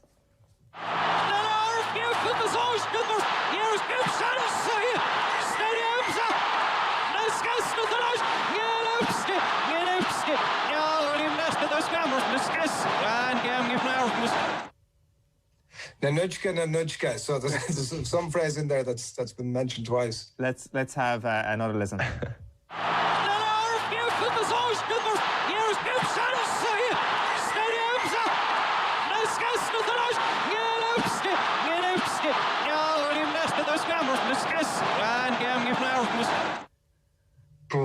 Is that football? I can't give you any clues. I think I know. Not to rub it in or anything, but... Jesus Christ. Nanuchka. What language is that, do you think? I mean, the other two were so obvious to me. Honestly, this is ridiculous. I'm gonna it's gonna have to be a pot here, and it's gonna it's the only options I'm going to that are in the mix are George Hamilton or who's on sound today? Stephen's on sound. We're George Hamilton answers today. Or Murray Walker. Or will you just give us an answer? For the love of God. Davis. Barry Davis? Just name every single commentator. No, I got that. Come on. Give us a name. I got to go with Barry Davis. It's not Barry Davis. Anyone want to hazard a guess? I mean, my two options. My first option was Peter Drury, but then I thought it was Dave McIntyre. Let's have a listen. Some ground being made now. Sexton from outside the 10-metre line. It's spinning. Jonathan Sexton has made it. It's spinning. The nudge. That's what it is. Now you know what it's spinning backwards sounds like. Never forget. No, Dave McIntyre, correct. Good shout, Shane. It doesn't score you an extra point, though, but you are in the lead. You are on 2. Andy, you're on 1. Adrian, you are on nothing going into round 4. Yeah, they were tap-ins, by the way, for the two lads. It's it's like debut territory. We might need to go easy on them. Well, I got yours, Adrian, so I don't know. It was a shot to nothing for you, Shane. It made no odds. Easy to get, and I'd already taken one out of the loop, so... Round 4 is the fun-free magic number round. Contestants get 3 points for getting the number exactly right. I hope you got your pen and paper ready, lads. If no one manages that, the nearest contestant who doesn't go bust gets 2 points. The second closest gets 1 point. I'm going to state that we can only accept the answer that's written on your paper. I'm also going to have to ask for your pens once the music ends. So if you don't mind, give us the following number. The number of Irish people to have ever qualified for diving in the Olympics, plus the number of frames that gets played, the maximum number of frames that gets played in the World Snooker Championships final, plus the number of All-Ireland senior hurling titles won by Limerick, plus the number of times Ronan O'Gara has won the Six Nations as a player. Your 30 seconds expire when Sinatra sings Bright Shiny Beads. So let's go through these again. The number of divers who have qualified for Ireland in the Olympics ever, plus the best of how many frames in the World Snooker final, plus the number of All-Irelands won by Limerick in senior hurling, and then the number of times O'Gara won the Six Nations as a player. Pens down, lads. Enda, what have you got? I haven't a clue about any of those, so I'll go with 24. 24. Oof. Shane? I've gone with 44. 44, Adrian? Same. 44. Well, you're both getting the 2 points here. 44 is much closer to the 47, which is the correct answer. So it's going to go 2 points each for Shane and Adrian here because he came second closest. Or he came closest, but you didn't hit it on the bullseye. So the number of Irish people to have ever qualified for the Olympics in diving is 2. Oliver Dingley was the first. Tanya Watson this week was the second. The number of frames in a World Snooker Championships final is 35. Limerick have won 9 All-Irelands, and Ronan O'Gara won 1 Six Nations title. It was the Grand Slam in 2009. So, the scores as we go in. And how many frames out of interest did you have for the World Snooker final? I had absolutely no idea, so I had like 16.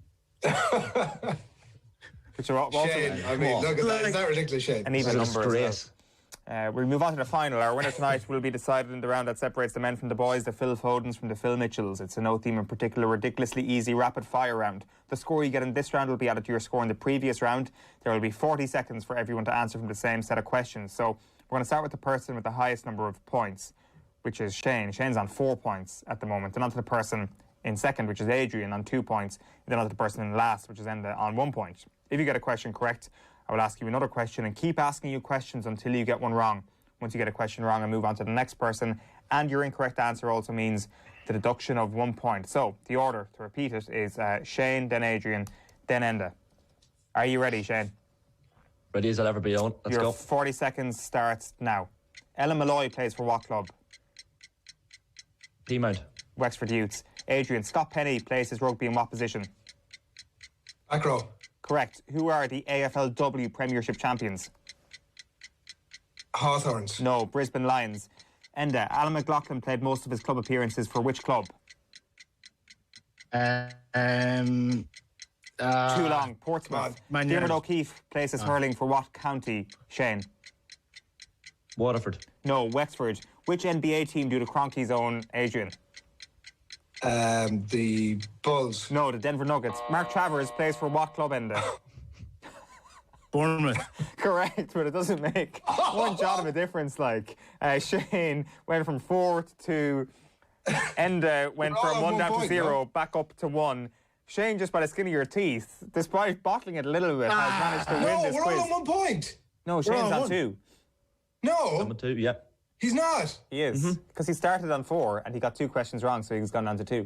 Balls. Shane I got Hannon there by default. in the slow bike race of a rapid fire. Congratulations, take it away. Lads, I walked the walk. That was a shambles. I talked the talk on Twitter, but I walked the walk today. So it's just like the running, lads. It's like the duathlon all over again. I'm gonna make another excuse because my internet froze while I was being asked that question. It froze, and it froze while you were thinking, but we could see you moving, so it was like. No. It was the most pathetic of wins, but I will absolutely take it. And thanks for having me on, lads, and I'm delighted to have won in my first appearance. As you should. Great to have the great county of Monaghan represented. A pleasure having you. Commiserations, Adrian. Commiserations. And Shane Hannon is this week's champ. We will see you back here next week for next Friday's Crappy Quiz. See you then.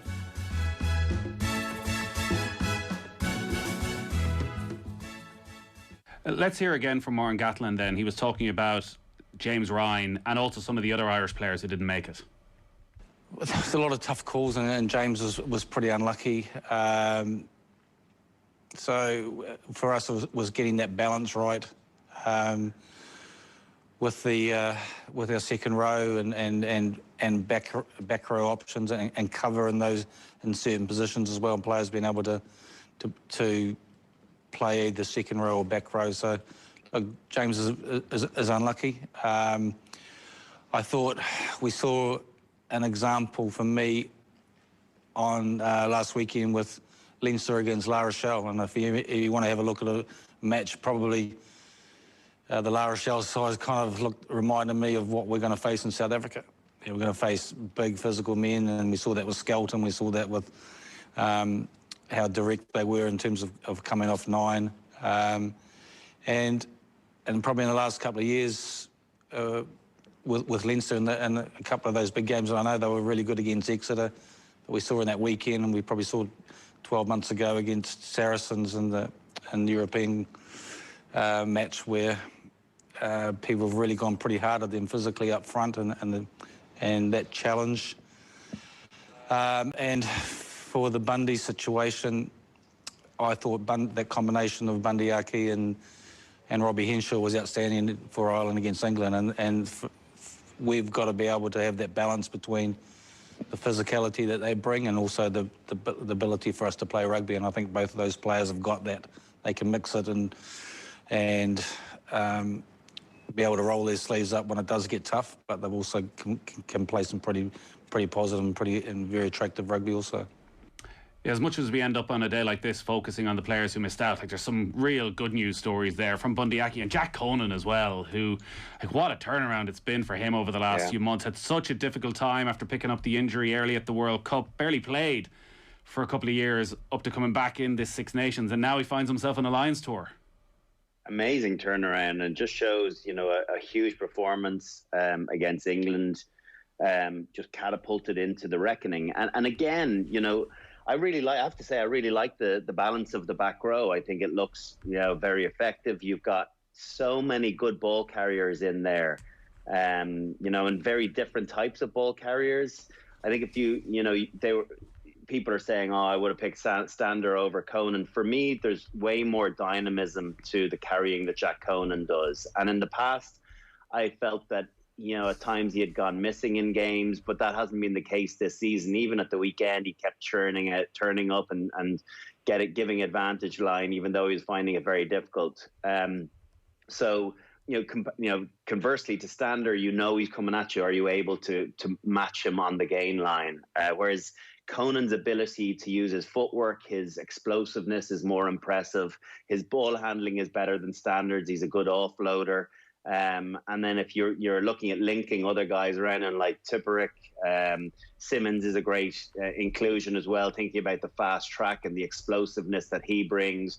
along with the experience of Faletau and Curry. I just think that looks like a really, really good loads of really good back row options, with the possibilities of throwing Laws, Itoje and Byrne into 6 at any time. So I think for me that's the most satisfactory piece. Even though there's some guys that will feel hard done by left out, I think that they've really nailed the back row options. If we were in England now, we'd probably be talking about Sam Simmonds as being one of the bolters. Hasn't featured for the national side over the last couple of years, but from what you're saying, it is that dynamism as well that has got him in against and ahead of some of the players who've been playing in the international team.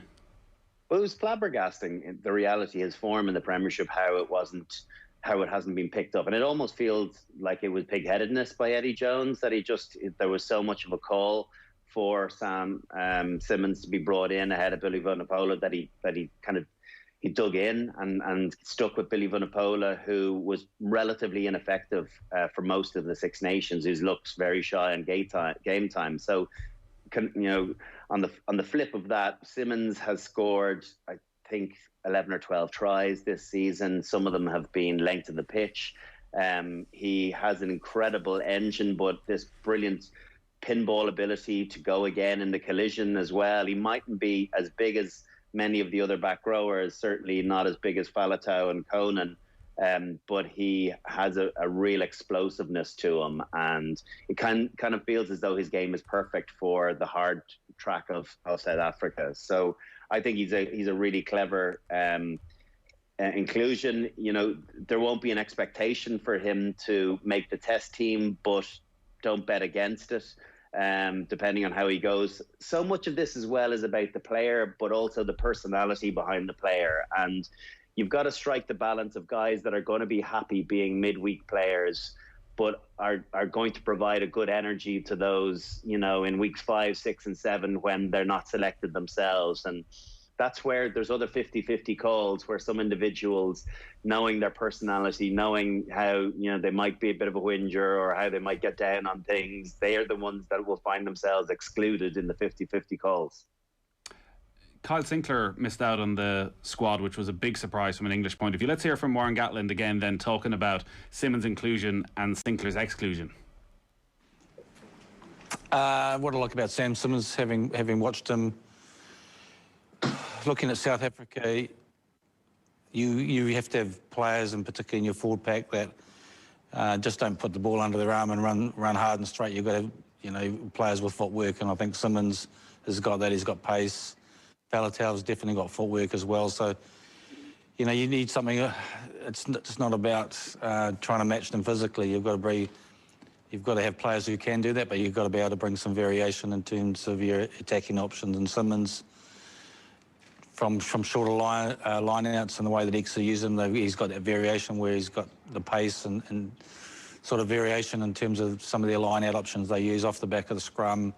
He scores tries, so look, really excited about him getting that chance. And Kyle was very unlucky. We spoke about that, looked at a couple of tight head options there and went for Andrew Porter because his versatility, being able to cover both sides. So, a really tough call on that, but we're pretty happy with the balance that we've got at the moment. So Andrew Porter gets in alongside Tadhg Furlong. I know you weren't quite sure about this when you were on with Joe on Thursday night, and it seems as though that Warren Gatland has decided actually that bit of versatility that Porter brings means in a tighter squad than maybe he would have liked, he needs that. Yeah, and listen, I'm no expert on Andrew Porter's ability to switch across to loosehead, but it's in many ways it's not as seamless as people might think. I can play both sides. It's an art form. Each of them are an art form, and when you come up against great opposition, the last thing you want to be doing is undercooked, moving across to the loosehead when you come up against the Malherbe or someone of that ilk over in South Africa. Technically brilliant scrummagers. So. Listen, if it has managed to get him on the plane, he's not going to have any complaints. But you'd be hopeful that I'm sure he's got confidence in being able to deliver against maybe some of the provincial teams. But I don't think there'll be an expectation for him to jump across come Test match time. So he'll be looking at trying to nail down at the moment the 23 berth for the Test team. You know, try and get in ahead of Fagerson. That should be his challenge, because the reality is that Furlong, it's his position to lose at tight head. Talk about the centre selections then, because I think everyone expected Robbie Henshaw to be in the squad, but if you were going through the other options, a lot of people would have gone for Jonathan Davies, who was player of the tour back in 2017. Gary Ringrose was obviously right in the mix. Manu Tuilagi, we touched on his injury problems. Henry Slade would have been in there. None of them have made the squad. Bundee Aki is in, and Chris Harris is in. How surprised were you to see the likes of Davies and Ringrose miss out? Well, I think very easily you could have, with leaving Henshaw in there because he's the form centre in Europe, along with maybe Gael Fiku at the moment. So he was a certainty, but you could easily have stuck 3 of the other 4 you mentioned there in, and there wouldn't have been too many complaints. I think from a creativity point of view, I would have a little bit of a worry.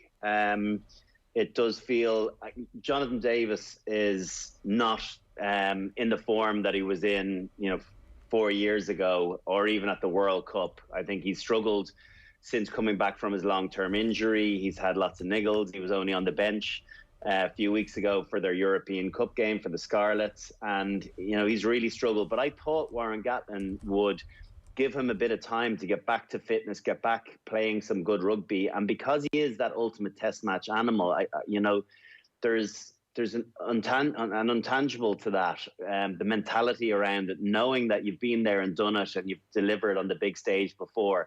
Players that don't have lots of form are able to turn it around when they have that mentality, and I just felt that John Davis was one of those. I'm really surprised that either Slade or Ringrose didn't get in instead of Harris. Harris has been very, very good for Scotland defensively. I think in attack, I can't say I've seen a huge amount from him. He'd give you a bit of advantage line because he's a big lump, but I don't know from a creativity point of view what he offers in any big sense. And for me, I've always been a huge fan of Manu, and obviously the fact that they felt they couldn't take a risk on him and that Bundee had to get picked ahead of him. Well, that's that decision gone. But if there was any chance of Manu Tuilagi being fit for the tour, I'd have gone with him, because he is a game breaker and a game changer all on his own. And we saw that in the World Cup semi-final with England, with how effective he was against New Zealand. And it's just a real pity from the Lions' point of view and from Manu's point of view that he doesn't get to deliver on the big stage. But we're kind of getting used to that at this stage. But I think the centres are potentially the big question mark around the selections. Daly has barely played 13 at Test level. He was going to play against England, and there was a late injury, and he hasn't played for some time. He's not been in good form. He's low on match fitness. I think he's a lucky inclusion as well. So yeah, if you look at the 3 centres that did get in Harris, Aki and Daly, you could easily have swapped in John Davis, the Slade, and or Slade or Ringrose and a Manu, and I wouldn't have been complaining. If this was 4 years ago, we'd be talking about Warren Ball probably and Bundee Aki starting the Test matches in the way Ben Teo started first Test last time out. The fact that Owen Farrell came in and did so well in the second 2 Tests, do you think even 4 years on Gatland has learned from that, and that the likelihood is that Farrell starts at 12? Yeah, I do think he will start at 12. I think Dan Biggar is the man to start the Test match right here and now. He, again, talk about warrior mentality. He finished the game on one leg last week for Northampton, making a key tackle at the end. He loves it, and he's in good form at the moment. He doesn't have to be the star of the show, but he definitely brings the best out of those around him. But he has moments of brilliance as well. Obviously, we know how effective he is in the backfield as well as a pseudo 15. I don't know if there's many 15s that are better than him catching high balls, of which there will be lots against South Africa. So his goal kicking's been really good. He's probably the form 10 around at the moment in more recent months. And so for me, I think him and Farrell, depending on who's kicking the better goals, will play 10-12, and that's a pretty strong defensive access as well. along with maybe a Robbie Henshaw at 13. I think you've got to have a kicking game at 12 or 13. Obviously, you've got Farrell's kicking game. That's maybe the one upside to having Daly, having a left foot in your 13 jersey. But, he's got a lot of work to do in catching up to everyone else. And right here and now, if they're playing South Africa next week, it's Farrell and Henshaw for me in the centre. We mentioned Gregor Townsend's potential influence, and there's eight Scots in the squad. 5 backs. Do you think there's a potential that over the space of the next couple of months he gets in Warren Gatland's ear enough that Finn Russell gets to start the test? Well, Finn Russell's really not a Warren Gatland type player. We've seen him for Scotland and particularly from Racing, and we all love watching him. Don't get me wrong, but it's difficult for him to conform to a particular model and a more contained model, which you will likely see at times from Warren Gatland's perspective. The Lions have scored some brilliant tries under Warren Gatland as well, so don't think that it's only Warren ball to be expected. But I just feel as though there's a security that comes with Dan Biggar, that he doesn't have those really loose moments that can be catastrophic, which Finn Russell still possesses. The reality is he still holds them, still has that card in his back pocket, and it makes people nervous and excited. And it's fine if you're a neutral. If he's your guy, it just tightens you up a little bit. So I'll be interested to see how much Gregor Townsend does push Finn Russell. And I guess a lot will come down to the early performances on the tour and who puts their hand up. But right now, I do think that Dan Biggar is the guy in possession, and it's for Finn Russell to dispossess. Yeah, Finn Russell's always great to watch when he's not your number 10 and he's playing for somebody else and he's the entertainer. When it's a team you're actually going to be following and supporting, it might be a slightly different feeling. Completely. Like, I do love watching him. And even he picks up a yellow card, the smiles and stuff, there's a nervousness around that, and he just looks at the game very differently. And I don't think Guy doesn't care. He cares in his own way, but like the intercept pass thrown in the European Cup final back in August, that those sort of painful moments when Racing end up losing by 2 points, like, just tighten things up a little bit. And he's gotten better at it, but he still has one in him, and he's got the magician ball in him too. Don't get me wrong, he can pull that that real X factor pass that not many other 10s have in their armory. He has that, and we load him, and we do love to see it. But at the same time, against a hard pressed defense, against an intercepting team, I don't know if that's the guy that you want in there to be able to nudge you in the right spots and just play that game plan that is probably just a bit too simplified for what Finn Russell wants to play. Rugby and Off the Ball is with thanks to Vodafone, official sponsors of the Irish Rugby team of us, everyone in. We're talking to Brian O'Driscoll about Warren Gatland's Lions squad. There are so many talking points. We could be here all night going through this, but you've picked a 1 to 15 right now for the first test, and a lot is probably going to change. And the one thing all these players want is to get through the next 6 weeks so they make sure they get to South Africa. Let's go through then with your front row. Who are you going for? Yeah, to be honest with you, again, this is all to do with scrummaging. So for me, it's a toss-up at the moment between Wyn Jones and Rory Sutherland, depending on who's the better scrummager. I tried to ask David Flatman, my BT Sport colleague, who's the better scrummager, and he's burning my text today. So I've gone with Wyn Jones because I thought he had a really good Six Nations, and the Wales loosehead side looked pretty solid any time that he was there. And in the front row with George, who has to find some actual fitness, match fitness. I'm sure he'll be training bloody hard from now to meeting up. And obviously he needs to really up some of the performances we saw from him this year. But he has a big engine too, and he's got a dynamism to his carrying that I just don't know and a size to him that I don't know Ken Owens possesses. So that's why he's there. Furlong, easy choice for me at tight head. And then the second row pairing picks itself. Alan Wyn Jones as captain, and Maro Itoje playing in the second row together.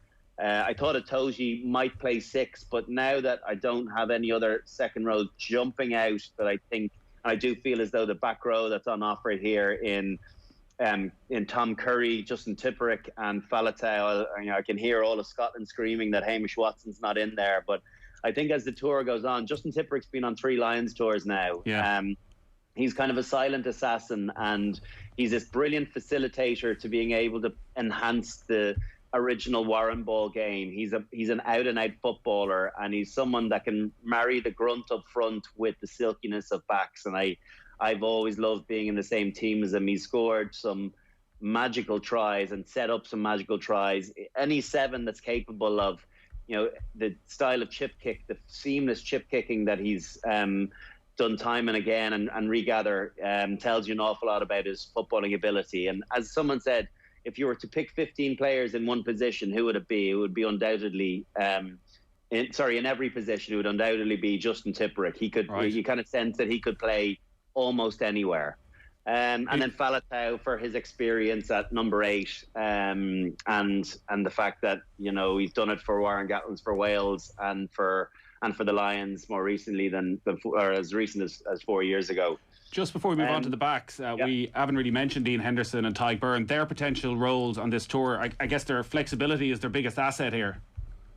Yeah, I think with Henderson, I think he's vying for a substitute bench with Courtney Laws and Johnny Hill. I feel it's more probably with Laws, as it was 4 years ago, and he was very unlucky to lose out to Laws. It was a very close run thing, and Laws, just his extra physicality and his dominance in the collision probably just shaded it.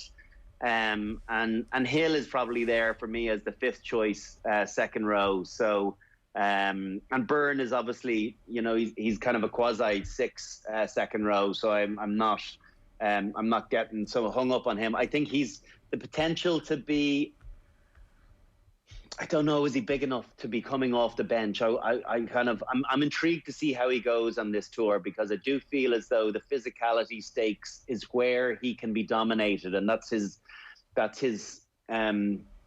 not his Achilles heel, but an area of weakness where the really big, powerful teams, a bit like James Ryan, maybe his exclusion, the same could be said about Tadhg Beirne. So yeah, I think he'll get lots of game time. I just don't know, will it be in and around the test match? Yeah. And then, as I mentioned, the back row of Curry, Tipperick and Faletau. Curry, Tipperick and Faletau. And then onto the backs. Conor Murray's sort of peaking again at the right time. Yeah, he is, and I don't think there's anyone else really putting their hand up. I was surprised at Ali Price getting in. I thought Thomas Williams might get in ahead of him. But again, Warren Gatland or Gregor Townsend is, he's got 5 of his Scottish backs into that selection, which I must say Ali Price was one of those surprises, even though he was on a few people's teams. And then Dan Biggar playing at 10, as I mentioned, with Farrell and Henshaw in the centres, and then again the back 3 for me right now picks itself in Anthony Watson, Liam Williams and Stuart Hogg, that hopefully will finally get a chance to play in a Lions test match. So hard done by 4 years ago with that bad facial injury caught from Conor Murray's elbow. And yeah, he's the informed fullback along with Damien McKenzie in World Rugby. So I hope we get to see him on the big stage, because he's made for that fast ground, and his overall game it looks pretty outstanding. Be interested to see what comes of Rhys Sammet and Josh Adams. Is it a little bit too soon for Rhys Sammet? Probably, but you know what? He'll impress here because of his wheels, because of that crazy acceleration. He'll get some scores and he'll build a bit of momentum. But I just feel that the other guys are in pole position right now. Van der Merwe, I'm interested to see what comes of that, because going forward, obviously, he's a South African himself, playing for Scotland through residency, and has been very effective for them going forward. I think there's some real question marks around him in defence, his positional defence. He's been caught out a few times, and it's pretty unforgiving test match rugby, and at this level, very unforgiving against the best players. So I'm going to keep a close eye on him when he is playing in some of those warm-up games, as to how he's how he's monitoring his defence, and it's not necessarily the actual collision winning. It's just getting himself an understanding of where he needs to be and who his man is. So, yeah, for me, the jury's out on that side of his game. But gosh, he's devastating with ball in hand, and he gives you advantage line in a back line like not many others can. Certainly not many there without Manu Tuilagi. So it's just it's something different. Nice to have something different in your back three. Would you prefer to be playing centre in that 15 or the South African 15? It's a good question, Nathan. It's a good question. The problem is that the South African 15, they kick a lot. They really do. And Andre Pollard kicks an awful lot. If you think about Damien Delande and Lukhanyo, they chased an awful lot of kicks. And maybe the try that Mapimpi scored in the final gave us an inflated view as to what style they play. It's massively attritional, and it can be quite kick focused. So I think it's probably a bit of a toss-up right now. What you're saying is you'd be more likely to win in the South African team, but you'd have more of a role in the Lions team.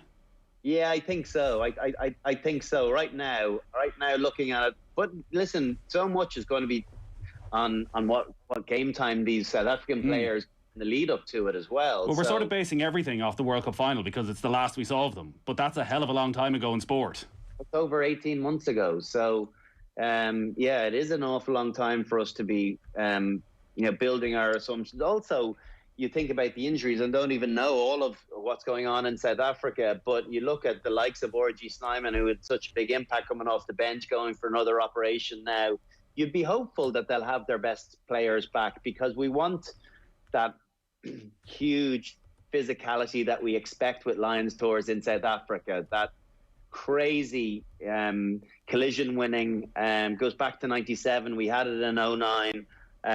Who can physically dominate one another and who can build a platform to be able to score the all important tries. I'm intrigued to see what game plan. It's going to have to be a pretty simple game plan, and it'll probably not look overly different than 4 years ago with a few tweaks. But then you leave it to heads-up moments of when you make line breaks, and that's why the best players are exciting to watch, because they're able to play off script, and then they just look at what they've got in front of them. So right now, I feel as though they've missed a trick in the centres, all right, with a bit of creativity, and I wouldn't be overly excited if I was one of the outside backs with the prospect of some of the service they may or may not get. What about the captain then? Alan Wynne-Jones was widely expected to get the nod, and he has done. He's following your path, and he's going to be playing in his 4th Lions tour. He played in every test across his 3 previous tours, either as a starter or off the replacements bench. You played him in 09 and 2013. Was he a ready-made captain even then? Yeah, he was. He's got this crazy durability as well. He doesn't miss a lot of rugby. I know he had one, longish injury by his standards this season, but managed to get back for Six Nations. So he lasts. He's always been an 80-minute man as well, and it's important to have your captain that's someone that is likely to finish the game too, even at 32 years of age. He's not as old as people think. I think he's only 32 or maybe 33. So he's been around obviously a long time, but he's uncompromising in the way he plays the game. He's tough as old boots, and he was the obvious choice. I think you could have picked Maro Itoje as captain, but the fact that he doesn't have that much experience might have been a bit of a bolt from the blue. Might be one cycle too soon for Maro Itoje, but you would anticipate his time might come again. But Alan Wynne-Jones for me was always locked and loaded, with the kind of notable mention for Stuart Hogg, who's clearly done a good job with Scotland, but I think it's very difficult to captain any team, but particularly the Lions from 15. When we're watching back the Inside the Lines in 20 years, is Alan Wynne-Jones the type who's going to have one of those iconic pre-match speeches? Yeah, I think he's got the potential to deliver something pretty powerful, but I think it's all to do with how he performs and how he backs that up, and the physicality that he brings, and calm, kind of steely exterior that he possesses. I think you don't see him flustered very often. He's got a great relationship with referees. He's kind of sneaky, a bit Leo Cullen-esque in kind of the way he gets stuck into guys as well. Unbeknownst to referees and assistant referees, which is always nice to have on your side. But yeah, there's a real canniness to him as an individual, as a player, but he's a phenomenal athlete at all on top of all that. So he very much is the second row package that you would hope to have in as any leader going into battle down in one of the more difficult places to go and play. There's obviously such a rich history of the Lions, but it's a big commercial beast at this stage as well. Is there a lot expected of the Lions captain in the month, 6 weeks ahead of the tour, and then when you get there? Yeah, there is an awful lot. It's an onerous challenge at times. It's a huge honour, but it can be all-consuming. I found it quite a challenge in 2005. Obviously, I was a lot younger at 26, and I still had a lot to learn. But I did learn an awful lot about captaincy from that tour. New Zealand's probably a bit more of a goldfish bowl with regard to rugby than South Africa is, even though they do love their rugby in South Africa too. Also, this will be a very different tour with regard to access, where you're allowed to go, when, and your limitations to interactions with people outside. Well, even on that camp. today, Warren Gatland was saying that they're not fully settled on all the venues yet for the matches.